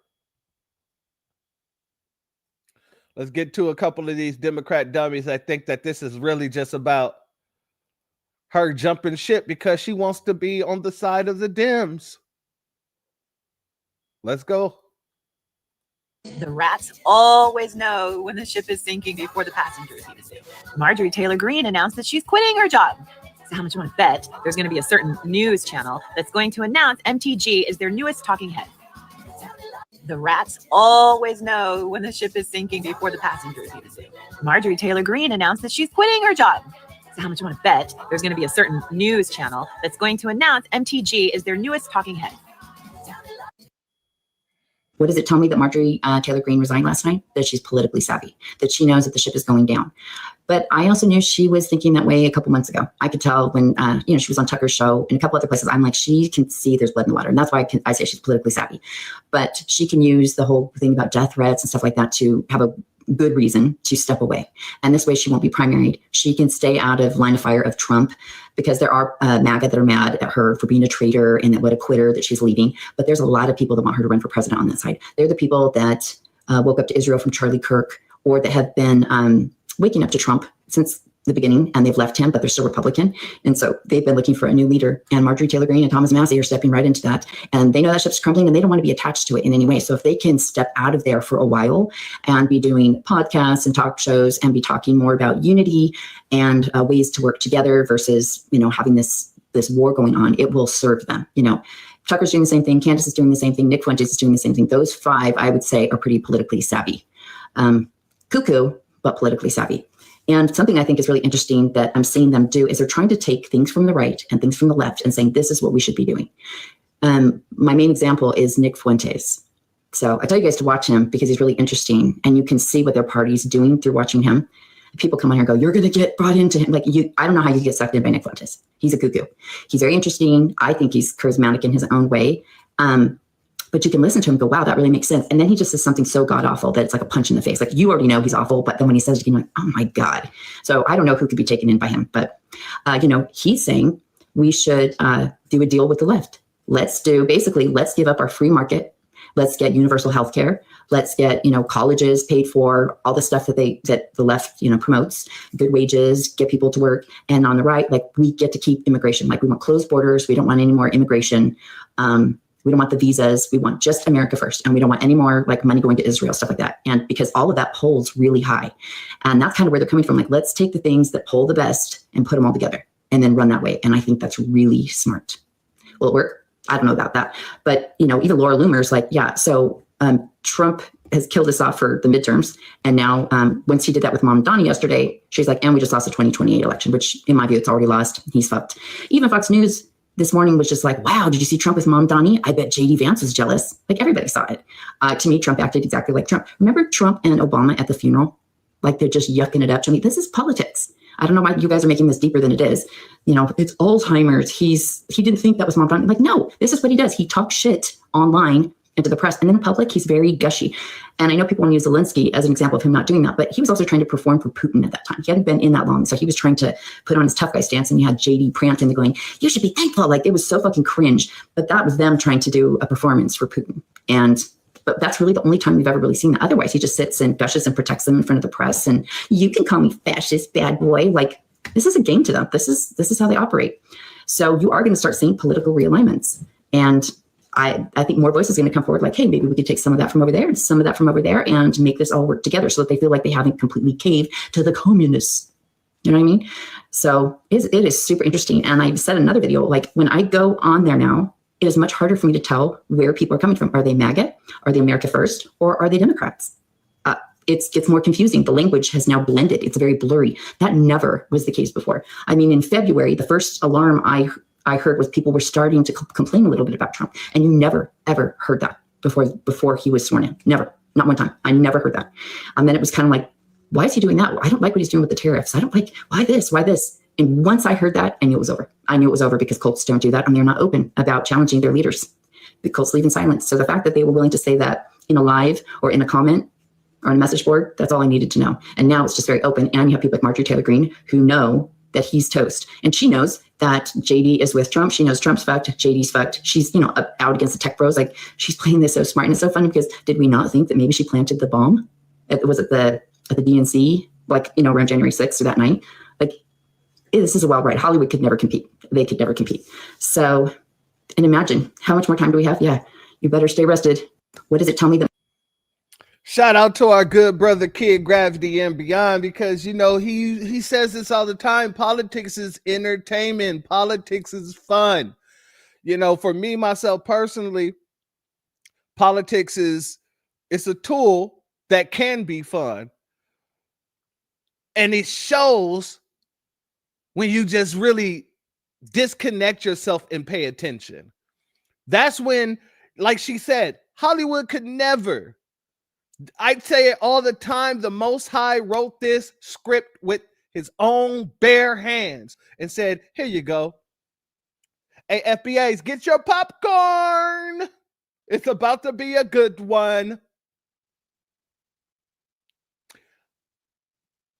I like the fact that she basically hit everybody with a Kendrick line. She said, have you ever thought that Marjorie Taylor Greene is working for me?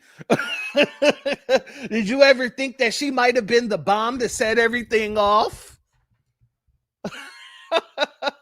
I picked that up. She thought she was dropping them Kendrick lines and I wasn't going to catch that. Yeah, I caught that. I caught the hell out of that. But she was talking about Trump being gushy. Let me go ahead and play this clip here. Let's go here.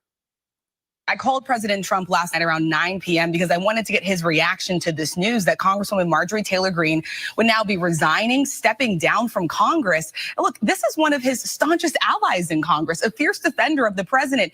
He told me this was great news for the country. He says that he wishes her well. He says that she did not give him a heads up on this one, but it really does not matter. Striking words from the president, who once praised Marjorie Taylor Greene over and over again. And of course, the split contrast, because it wasn't just that. But then the president quickly turned in our conversation to Zohran Mamdani, the mayor-elect here in New York City. He said they had great chemistry. He said that he couldn't have been nicer. I had one Republican text me after I posted this on social media saying, this was not on my bingo card for 2025. This is quite something. What a political day it was yesterday. Yeah, an interesting day in politics. I called President Trump last night around 9 p.m. because I wanted to get his reaction to this news that Congresswoman Marjorie Taylor Greene would now be. So apparently quite political. On my bingo card for 2025. This is quite something. What a political day it was yesterday. Yeah, an interesting day in politics. I called. So apparently Trump had Mamdani up in his office and he was sitting there saying, yeah, you know, they asked Mamdani straight up and straight out. Well, are you saying that he's a fascist? And Trump was like, oh, you can call me a fascist. Don't worry. Just say yes. It's easier that way. But he's a great guy. He's a great guy. See, a lot of people just don't get what Trump does and what he do.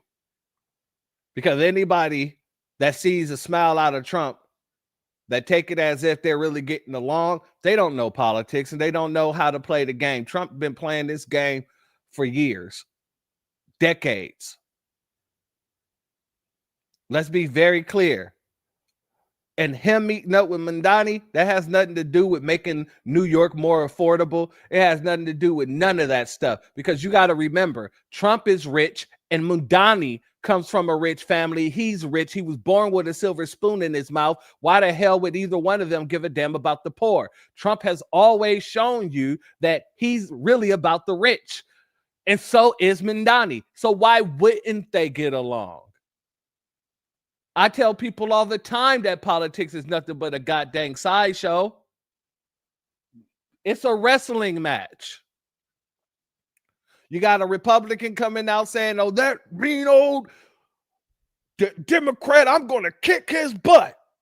Then you got the Democrat coming out, that mean old Republican is trying to take your food stamps and I'm going to kick his butt. And then they go after the match is over. And then they go to the back, they patting each other on the butts and stuff. Nice match. Nice match. They're going to dinner with their wives, having stories with each other's wives. Let me tell you what your husband did the other day. That's politics. That is politics. I released a video, a pre-recorded video some time ago called Two Wings of the Same Dirty Pigeon, where that showed you the true relationships between the Democrats and the Republican. People who are friends who are just talking shit about each other. And if you ever kick it around black men, you'll see we do that with our friends all the damn time. We can love our friends to the core, and we will call each other all kind of bitches, hoes, sluts. We'll think of the worst thing possible to say to our friends, because that's our brother. We can do that. But let somebody else say something bad about our brother. People got to catch these hands. These are the same type of relationships that these people have with each other. They're friends behind the scenes.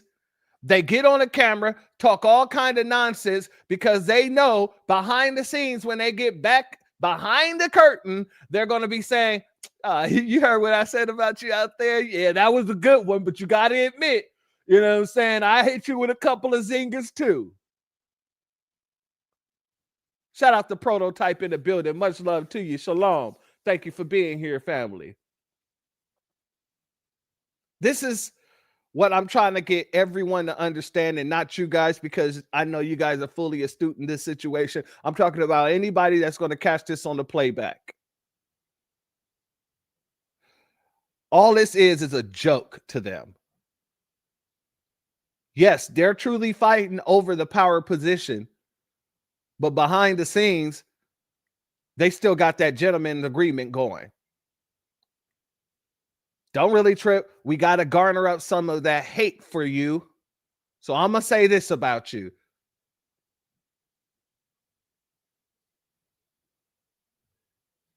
Oh, shout out to our sister, I am Kiera. Much love to you, sister. I didn't know it was you because it changed your name. They didn't switched up the whole goddamn name pop up. So y'all names don't pop up anymore. Just your ats pop up. Now, some of y'all got the same name of your ats, and that's easier.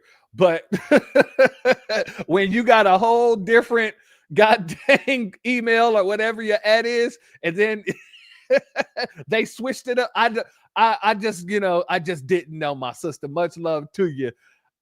A pleasure, and I'm always glad to see you. You know that. You need to change the picture back so I'll know, damn it, or at least change the act.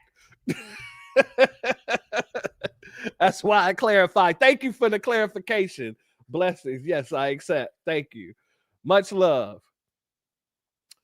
All right, let's go here, family, because like I said, a lot of people don't understand when Mamdani got with Trump, that wasn't a good thing. And it wasn't something that's going to help the people.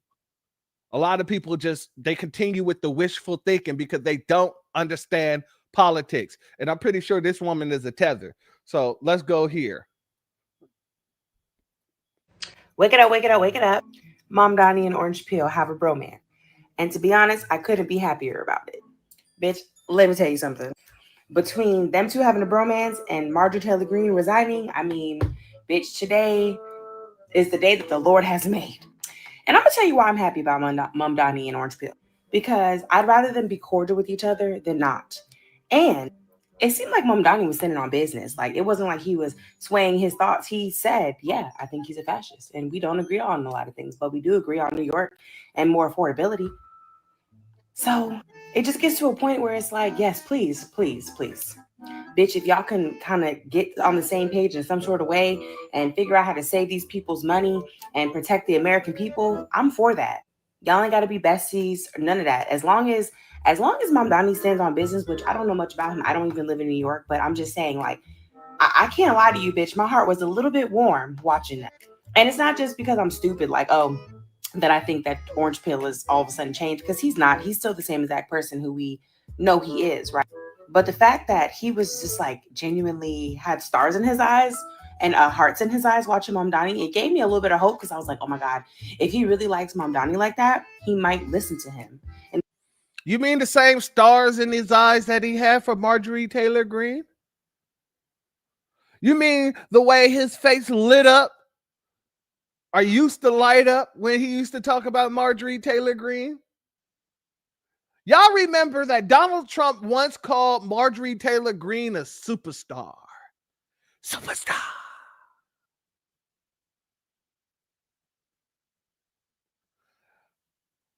And you don't think that the same thing is happening here? Shout out to our sister Angelic. It pretty much is because you're stupid. Absolutely. Miss D said it's Tether Central.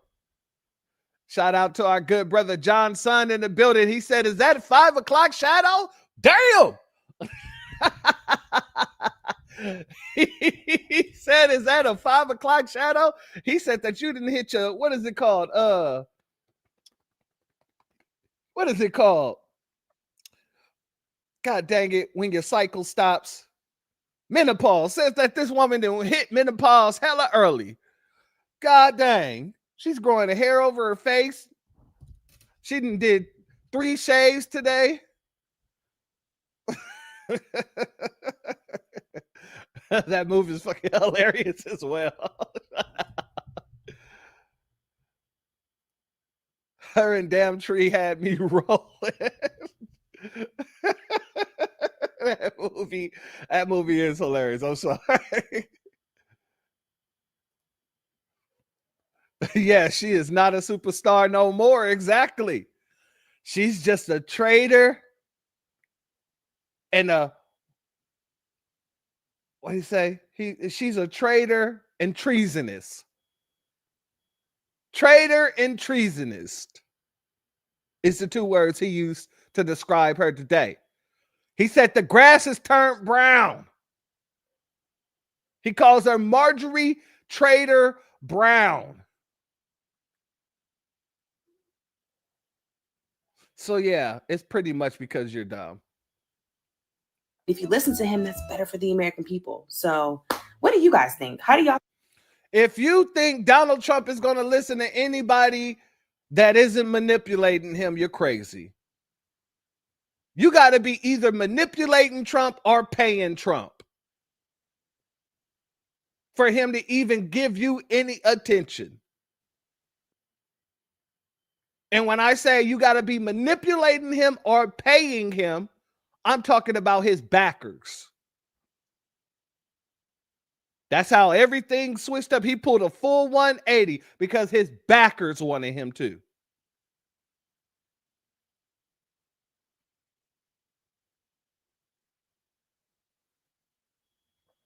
Exactly. And Madani's family is wealthy. It's always good to keep another wealthy person in your pocket.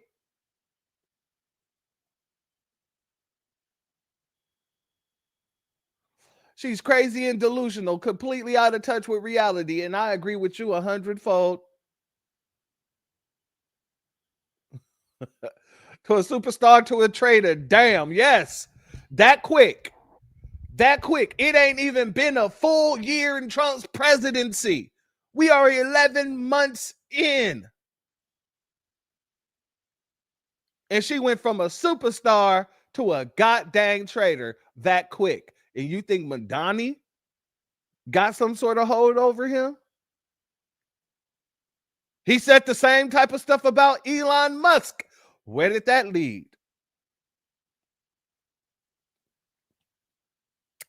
Where did that lead? It led to Elon being tossed out and getting mad at Trump like a jaded little bitch. Like the jaded little side piece that he was. Exactly, my sister. It certainly has been very, very interesting. It's been very, very interesting to say the least. He gave Vivek the boot instantly. I almost forgot about Vivek. Thank you for reminding me. This is what I'm saying. Trump is fickle. He's hot and he's cold, depending on the day.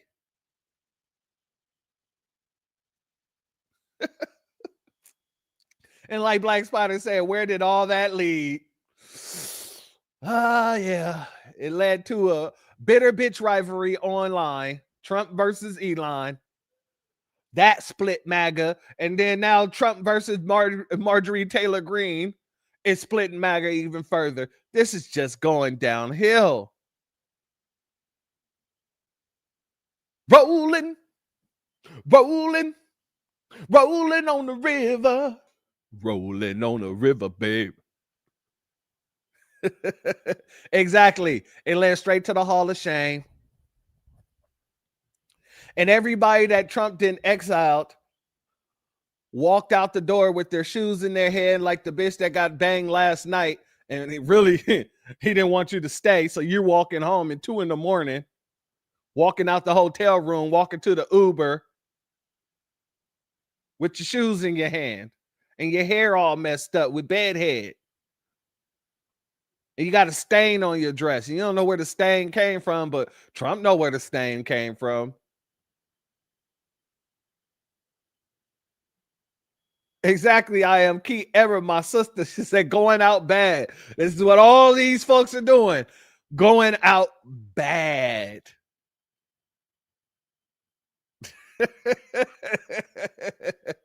Vivek went out bad, but at least he went out immediately. You know, Trump just treated him like a bitch he did not want to bang. He was like, yeah, you and you are all good. You can stay. Nobody touching you with a 10-foot pole. Get the hell out my house. Don't let the doorknob hit you where the good Lord split you. But he played the rest of them. He played old Elon. He played old Marjorie Taylor. And he called them an Uber, handed them their shoes, said you are paid, your Uber is paid up to take you home or wherever. $6.75 will get you. He didn't even pay a full $10. He said $6.75. The Uber drives down the street and said, that's all I can go. That is all I can go. I was only paid $6.75. You got to walk the rest. You got to walk the rest. I thought he said he paid for you calling Trump. Trump ain't answering his phone. He leaving you, texting him. He leaving you unread.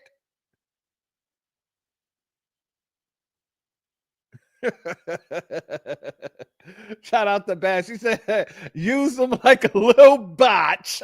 The biatch. Now get out. Exactly. Walk the rest. Walk your ass home. And when he do pick up, if he picks up, you're like, I thought you paid for my Uber ride home, Trump. What is going on? Oh, what, I didn't? He said you only gave him $6.75. Well, I guess you need to put those feet to work now, shouldn't you? Yeah, go ahead and make that Flintstone magic happen.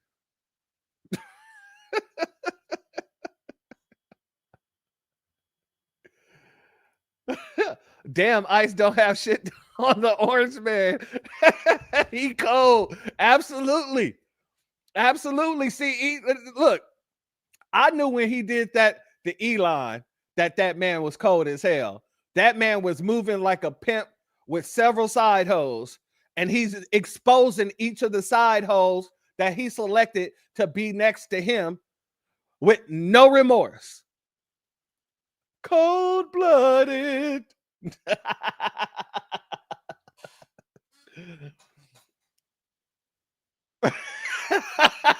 Jasmine gonna ride past her real slow. Hey, that might be a situation, but just know Jasmine will have her day too. She will have her moment where she's kicked out and having to walk home barefooted with her shoes in her hand, with her wig on backwards for some damn reason. She got on her little nun outfit on backwards. She didn't even put it on straight. Yeah, I expect it from all of them. Let's go here, family, since we're talking about Jasmine. Y'all remember this? Well, you the one talking about. I guess I think your fake eyelashes are messing up. No, what you ain't read. nothing. Hold on. Listen. Order, Mr. Chairman. That's beneath even you order. regain order of your committee. Order. That is absolutely unacceptable. How dare you attack meeting will the suspend, physical meeting will appearance of another suspend. person? Are your Move feelings hurt? her words down. Aw. Oh, girl, baby girl. Oh, really? Don't even play. Baby girl? I don't think we are gonna move and we're gonna take your words down. I second that motion. Ms. Greene agrees to strike her words. I believe she Chair needs to apologize. recognizes No, Mr. she Perry. needs to apologize. Okay, hold on. Then after Mr. Perry's going to be recognized, then Ms. Greene I'm not has 4 minutes and apologizing. 21 Well, seconds. then you're not striking your words. I am not apologizing. I'm just curious, just to better understand your ruling. If someone on this committee then starts talking about somebody's bleach blonde, bad built butch body, that would not be engaging in personalities, correct? A what now? Chairman. Hey, you could tell Jasmine was, she's like, oh my God, he stepped on my moment. You made my joke not funny anymore. Not funny anymore. Yeah, AOC. The baby girl, baby girl. You could tell AOC don't have no type of sister girl in her whatsoever, because she didn't even know how to freaking defend. No, you did. No, you did. No, you didn't just address somebody's looks. And yeah, she couldn't even keep herself together. So when you see Jasmine Crockett, and since this was already read, I don't have to read this over, posting about getting with Marjorie Taylor Greene and putting together what she's calling, what is it? Member safety legislation. Then you know damn well she fake as hell. She's fake as hell. She is, we already know she fake as hell, but now the world get to see how fake she is. She already came back trying to defend members of Congress that was having connections and actually having sit downs with Jeffrey Epstein. For the right side, it was all hell breaking loose. But for the left side, oh, that doesn't necessarily mean that they were working with him or anything like that. Epstein had people's cell numbers in your party. Epstein was texting people during your committee meetings. How in the hell are you telling me that they didn't have no real connection? I don't have any Congress members' phone number. I don't have any Congress members' personal phone number. So that right there alone, if nobody else saw all the stuff we saw ever since Jasmine Crockett hit the scene, that right there alone has opened some eyes. But let me also tell you how fake she is again. She says she reached out to Marjorie Taylor Greene's office and she wanted to put together this member safety legislation. But when have you reached out to the other side in order to put together a hate crime bill for us? When have you reached out to them to talk about reparations for foundational Black Americans? When have you reached out to talk about actual policy that would benefit foundational Black Americans to the other side? You have no problem reaching out to Marjorie Taylor Greene, your immortal enemy, once you see her party has ousted her. But the first thing that you want to talk about is some member safety legislation. So y'all don't have a problem working with those folks. Y'all just have a problem working with them when it comes down to benefiting us. But let me show you how fake she is as well. Here's another example of her being fake. I thought you wanted to work with Marjorie Taylor Greene. Now you're on the news a day after you posted this. This was posted the same day, November 21st, 8:23 p.m. that she posted that she was leaving, and that was November 21st, 7:00 p.m. But the very next day, you on the news talking like this? In Congress, Democratic Representative Jasmine Crockett of Texas. Congresswoman, thanks so much for joining us. I want to start with the shocking announcement from Congresswoman Greene. What went through your mind when you first heard she was going to resign on January 5th? You know what? Honestly, I was like, you've got to be kidding me. You're on the other side of the president for 1 week and you can't take the heat. Imagine what it is to sit in my shoes, to not only be on the opposite side of him, but to have people like her who are constantly fanning the flames of hate. And imagine what those threats look like when you literally are someone like me. But at the end of the day, I know that I serve the people of Texas 30. And so my job isn't to be there and necessarily do whatever is going to make the president not be on my back. Jasmine, you said you served the people of Texas 30. That's Dallas. Family, let me ask you this question. For the members, I've already released this video to you guys about the 2 pregnant women that was done the way they were done in the hospitals. Jasmine, in the words of our good brother, the Black Receipt, you are everywhere except for where you're supposed to be in Dallas, fighting for the causes of people in Dallas. One of the sisters who was taken to the hospital that was forced to sit through all that pain, no anesthesia, disrespected by the goddamn RN. That happened in Dallas. Where the hell are you to speak out against that? Why haven't you brought up that situation at all, Jasmine Crockpot Cricket Wig? Why? How are you standing for people in your district, but you can't call out the evil that's taking place within your district? That is your job as the representative. Where is the anti-black hate crime bill? Because what that woman did, that RN did, like my sister Baz said, that was evil. You ain't nowhere to be found. I ain't heard you speak up about that situation, and it happened in your damn district.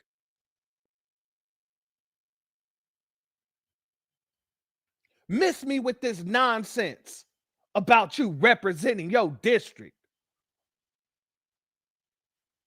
No. All you've done is use your district to get a goddamn leg up.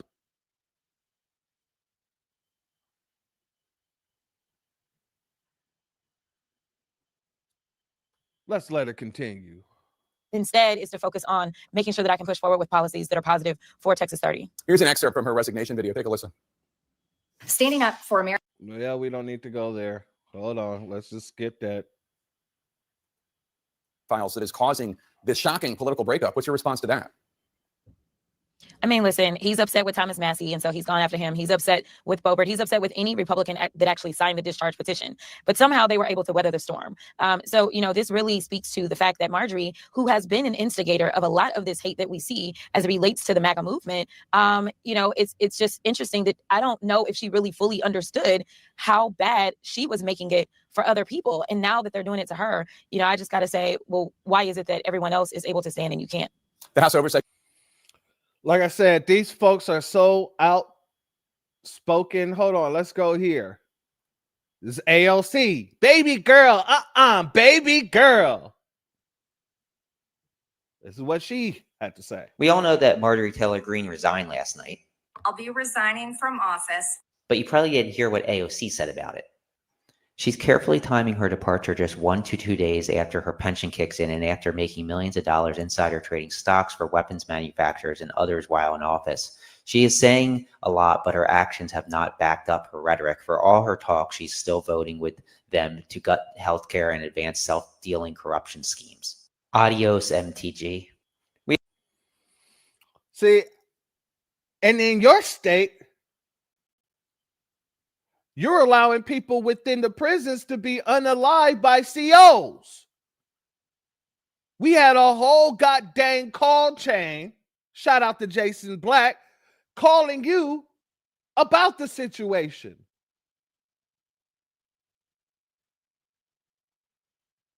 I still ain't heard nothing out of your damn mouth. None of the Democrats are out here talking about this brother here. This brother, he's in jail in Mississippi and he was unalived. Matter of fact, let me pull this down here. Let's read this, shall we? Mississippi jail tricks disabled inmate into volunteering to be electrocuted in exchange for coke. For a coke, excuse me. Just leaked video also shows him being lied to about early release, only to beat him up as a prank. 3 people involved still work there. At least one applied for ICE after Trump was elected. Barry Vaughn, who the inmate is forced to sing happy birthday to, has been promoted to undersheriff for the entire county sheriff's department. The inmate in the video, Larry Buckhalter, died at the age of 55. The incident occurred at the Rankin County Adult Detention Center in Brandon, Mississippi. What Democrat is demanding an investigation? Y'all so ready to run into the freaking detainment centers for illegals. What are y'all doing about things like this?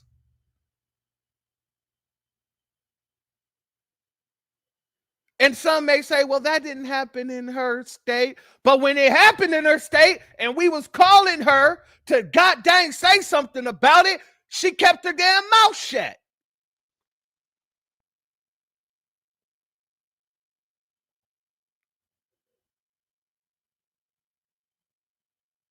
The Republicans are wolves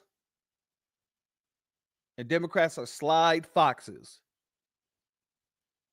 But both of them son of the bitches belong to the dog family.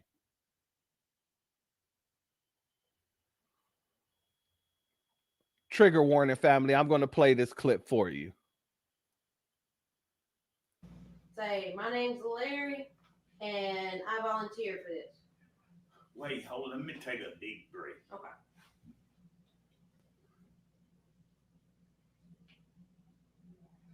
My name's Larry, and I volunteer to this.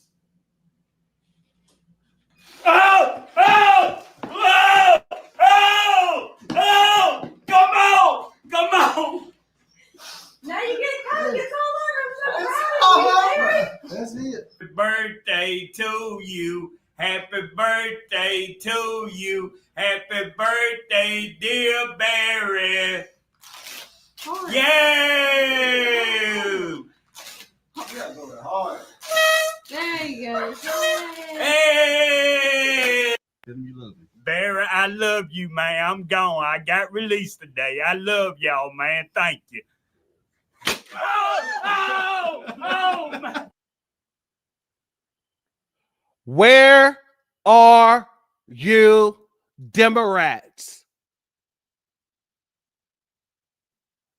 I thought y'all wanted to go to the UN for human rights violations and things like that. If this ain't a human rights violation, then what the hell is?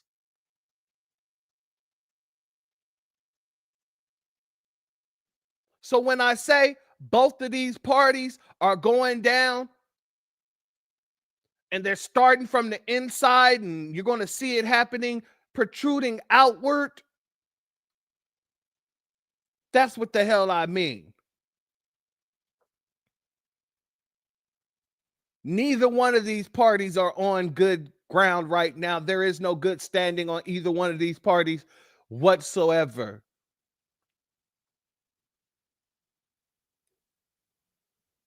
And when it comes to foundational Black Americans, oh, it's fuck all y'all.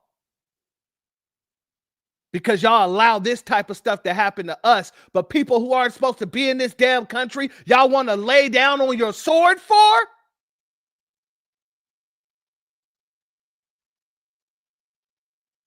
Y'all got the game messed up.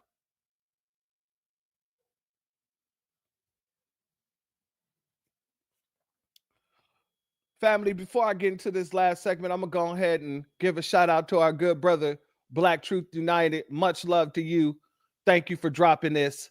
Let's go. Introducing the B1 Rolodex, the easiest way to search for and support FBA and B1 businesses. Hundreds of entries from the Black grassroots for the Black grassroots. Free to use, free to download, constantly updated. Trouble navigating the document? Try using the map version. Notice a business missing? Use this simple Google form to submit an FBA or B1 business. Also submit anti-Black businesses, which are now being collected in that last tab. Find resources, contact numbers, and much more using the second tab. All the info you need to start practicing group economics today. Go to blacktruthunited.com. That's blacktruthunited.com. My infatuation with a Black man's beard started in my childhood. Apparently, my father kept his beard solely at my request. I loved playing in it as a little girl. He looked so manly to little tiny me. So my love for a Black man's beard isn't a fad. It's always been in me. The seed for this love offering was planted long ago inside of a little black girl who loves her daddy. Infused in this beard growth, spray and oil is love, admiration, appreciation, and God's herbs to foster growth, healing, and a touch of softness to the strongest, most powerful men on the planet. Love Bruck, evenmelanin.com. They say doing the same thing over and over again and expecting a different result is insanity. I say it's stupidity. We as Black Americans have been voting for the Democrats with over 90% of our votes going to them for the past 60 years. And what do we have to show for it? I'll tell you, we are 15 to 20% of the population, but nearly 60% of the homeless. We have aborted over 20 million of our Black babies. Our wealth is heading backwards, and we own less homes now than we did during Jim Crow. I'm not saying vote for the Republicans. I'm saying don't vote for any party. Vote for good policies. If anyone comes to us and they ask for or demand the Black vote, you tell them to show me your Black policies. I am Greg Marcel Dixon, and I approve this message. Evenmelanin.com. New healthier glass bottles. No microplastic, can't be wrong. Smooth and even, let the glow begin. Melanin, age with grace at Even Melanin. Melanin, radiant skin where beauty's from within. Melanin, feel the love with Even Melanin. Evenmelanin.com. Family, I had to take that break. I had to, like I said, trigger moment, and it definitely triggered me because, you know, it's very irritating to see people that get into office and just forget about who put them there, and then make it very apparent that they want to fight for everybody except the people that put them there. And I'm gonna be honest with you, that gets to me every time. You know, Malcolm said we can't trust either party, and every chance they get, they show us why. Shout out to our sister Sean C in the building. Much love to you, my good sister. Thank you for being here, as well as our good brother Wild Williams in the building. Much love to you. Thank you for being here. And JMC Queen, thank you for being here. Much love to you. Exactly. Show me your Black policy. We're not here to make friends, and we're not here to freaking be stepped on. Show us your policies. Now, family, I'm going to end on this. Elon Musk had a update where I guess you were able to see not only the country of origins of certain people, well, of all people, when you hit the about screen, but you were able to see where they started their pages and stuff like that. And it's become a whole situation. It's basically showing that a lot of people who are a part of MAGA, like we've been saying, aren't American. They're not even in America. Let's go here, family.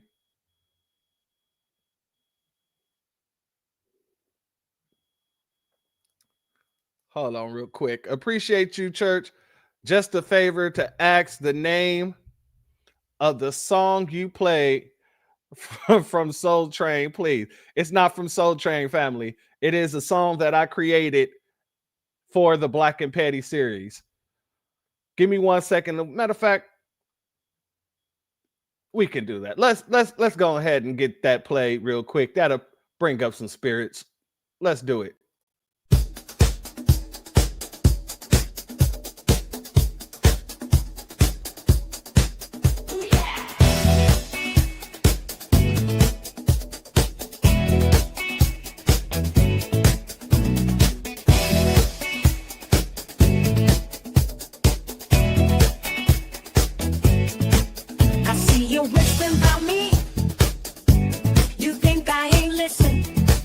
and see.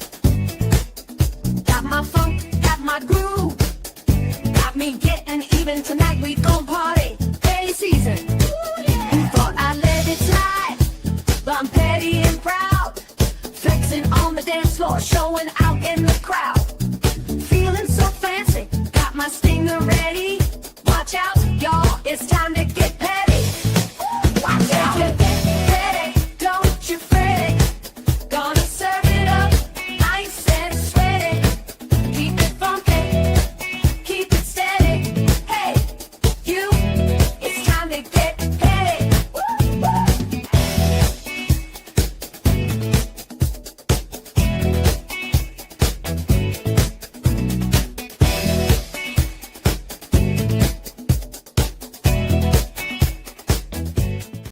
All right, that got me ready. All right, that got me ready to get even more petty. Let's go. Family, got to give a B1 salute. Shout out to our sister Mia Kim is in the building. Much love to you. Guess you made it. No worries, sister. No worries. And a B1 salute to our sister Shun C. I am so sorry. Much love to you, my good sister. Thank you for your super chat. Your donation has been blessed tenfold, and I appreciate your contribution, family. I want to go through this a little bit because after Elon did this person, Harry Sessions, this man, I know he's on the left side, but he started putting up all these different pages. So he started highlighting. It says, here's a thread of MAGA accounts getting exposed for being outside of the United States, starting here. Europe, right? Red Pill Nurse. Been a member since, a verified member since 2024. Connected via Europe Android app. Okay. Commentary Tom Homan. God dang it. Since 2004 December. And it connected via Eastern Europe. MAGA Nadine, April 2020, account based in Morocco. Oh, geez. Ivanka Trump, this is here in Nigeria. Native American Soul, Bangladesh. The Ultra MAGA, Nigeria. Here's multiple MAGA accounts. Macedonia.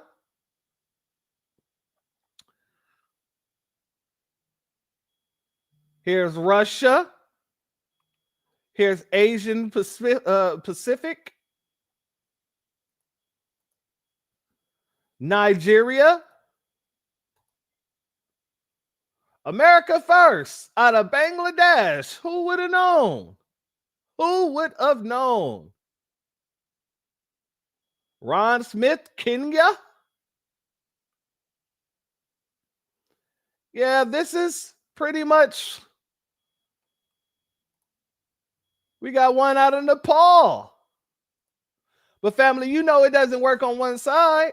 No, you know it doesn't work on one side. So since this dude started putting out the Republicans and, you know, making sure that people knew where these folks were located, claiming to be MAGA. Shout out to our sister Mia Kim. Thank you for your Cash App donation. Your donation is blessed tenfold, and I appreciate your contribution as always, my good sister. Oh yeah, they didn't leave this old Mr. Harry alone here. Harry had to, you know, deal with the consequences of his action because you know that one Magite, quote unquote, call herself a reporter, Sarah Fields. That's the sister that went out there trying to make it seem like our brother Carmelo was guilty, and people have shown her and told her, and she had inside knowledge and all this other stuff. Well, she posted his. And it says account based in the United States, right? But it was started in December of 2011 in Ireland. Yeah, family. It seems like the only real people on these apps are us. Everybody else is outside of America. But we know that because we did all the different broadcasts about the troll farms. We did all the different broadcasts about people being paid to push propaganda. And let me read this woman's tweet here. My theory about Harry Sessions was right. He was groomed for what he does. Harry's account was created in 2011 when he was 9. When he was 9. He left Singapore when he was 14. When people think he may have bought the account, since you can't have an X account at 9 years old, many people thinks that he bought the account. Okay. But his account was created in the country where he holds dual citizenship, Ireland. And it has had 0 username changes. The account's creation in Ireland in 2011, when he was 9 years old, screams family setup rather than a solo effort or a later purchase. The 0 name change and the location match perfectly. Support the idea, excuse me, still allergies over here. Support the idea that it was set up and held for his eventual use. The account stayed quiet or low activity until 2016 when he was 14, when he began posting about U.S. politics. Anybody posting about politics at 14 years old, yeah, you can pretty much guess that he's being groomed. Anything younger than 16, 17, 18, that's when you really start getting into politics. Really, not even really. But if you are going to get into politics, it's going to be closer to the time that you're going to be able to vote. So yeah, on the left and right side, they do this. His life was planned out for him from the time he was an unsuspecting child. Sad. Family, the only people winning here is us. The only people winning here is us. A B1 salute and shalom, the Hebrew native and our brother Antithesis in the building. Much love to you, family.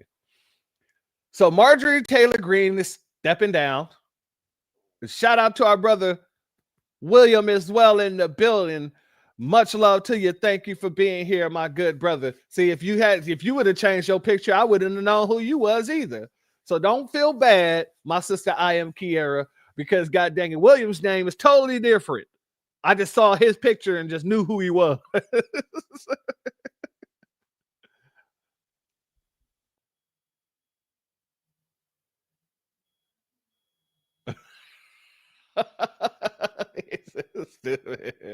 Such a dozer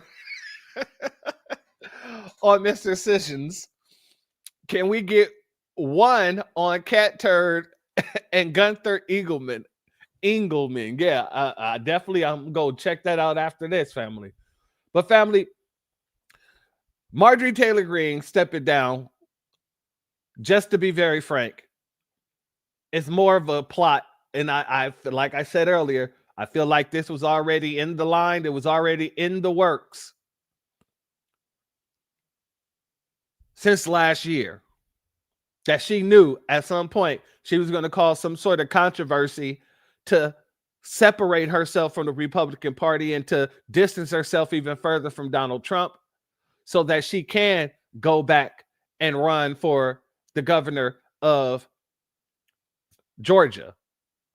And then if she chooses to run for president or vice president somewhere down the line, to be on that presidential ticket somewhere down the line, then you know damn well in that time that is going to take her to get there, she's going to be toning down all the anti-black rhetoric. She's going to be toning down a lot of the rhetoric of the Republican Party. She's going to be moving more center. And she's going to say, once she goes to run for president, yes, I had some bad actors telling me, giving me all this information that wasn't really real. I know that I helped the Republicans in a way bring in a drama-filled style of politics. However, I walked away because I saw that it wasn't enough. They were doing everything against the will of our constituents. And I walked away because I had the pride, I had the balls, and I knew that something had to be done because it just wasn't right. That's all I see this as. This is her positioning herself to make her way right on up the ladder. And don't let it confuse you. Don't let anybody tell you it's because of the Epstein situation. It's not. Don't let anybody tell you that it's because of the H-1B1. It is not. Do not let anybody tell you it's because she cares about her constituents. She does not. Marjorie Taylor Greene is a selfish white supremacist. And she's going to do what selfish white supremacists are known to do. What's best for them. Let me give a B1 salute to our brother Antithesis. Thank you for your super chat. Your donation is blessed tenfold, and I appreciate your contribution as always. Ties to the church. Much love to you, my good brother. And let me also give another shout out to our sister Black Spider for your second donation. I appreciate your Cash App. Your donation is blessed tenfold, and I appreciate your contribution as always. Family, we know better. Let's let these other folks continue to listen to the lamestream media and continue to play catch up while we sit here in the new black media and lap these folks several times over. I said it in one of my rhymes when I used to do music. These people think they lapped us, or these people think that they're ahead of us. But bitch, I already lapped you 3 times over. That's what's happening here. A lot of these folks here, they're playing catch up. And we're on our 3rd lap around. They think they're ahead of us. Look at those Negroes behind us. I'm about to get the finish line. And you're like, oh, this is your 1st lap? Oh, yeah, I'm on my 5th. I'll see you later. Sha'Carri Richards. Well, family, if you're not subscribed, go ahead and hit that subscribe button along with the notification bell so you can be notified whenever videos like this drop. Please make sure you hit that like and share button so we can beat up the algorithm. Make sure we get this message out to the ears that need to hear. And if you have not done so yet, please click the link in the description. Go to change.org and put your signature on the petition for reparations. And with that being said, family, to all my members, I dropped 2 videos yesterday. One was about the pregnancy situation and the medical apartheid. And then the second video was about the things that James Small had to say about foundational Black Americans calling us cowards. Now there's a new clip. James Smalls came out and doubled down. So I'm going to hold off on doing a commentary on that until the video release from the members area to the public. And then we're going to do a commentary on that because that needs to be addressed. That needs to be addressed tenfold. See, my first video, I was very respectful about my critique. This next video ain't going to be no respectful here. It is not going to be a damn lick of respect in this next video. Well, actually, we're going to do this live. So, yeah, we're not doing no more respect on this end. You are proving yourself to either be a paid op or just an op in general. So that's going to be done sometime later in the week after the first video releases. But do join me here tomorrow. We will be speaking about some of these tethers, and we're going to be going through some of the tether babble. That's actually what it's called. It's going to be called tether babble. So I'll see you guys tomorrow. Much love to each and every one of you, all my members, all my mods, everybody in the chat, everybody who's not in the chat, and everybody who's going to catch this on the replay. Much love to each and every one of you. Thank you for everybody who's donated, whether by Super Chat or Cash App. Much love to each and every one of you. And I hope that you all have a beautiful rest of your Sunday. With that being said, family, the doors of the church are now closed. Peace. My grandfather built this country, man. He fought wars for it. And most places he went wouldn't let him sit down and get a cup of coffee. I can't even catch a cab in New York. You know, it doesn't matter how many degrees I get. All you people see is color. Your grandfather was an immigrant. You're American. My grandfather was born here, Duke. And you people still look at me as just another nigga. I know that the government, whatever, can't stand us black people. He's doing everything in the world to make black man be extinct. But I'm going to tell you one thing. Us black people going to survive. Yeah. So fuck everybody. I'm out.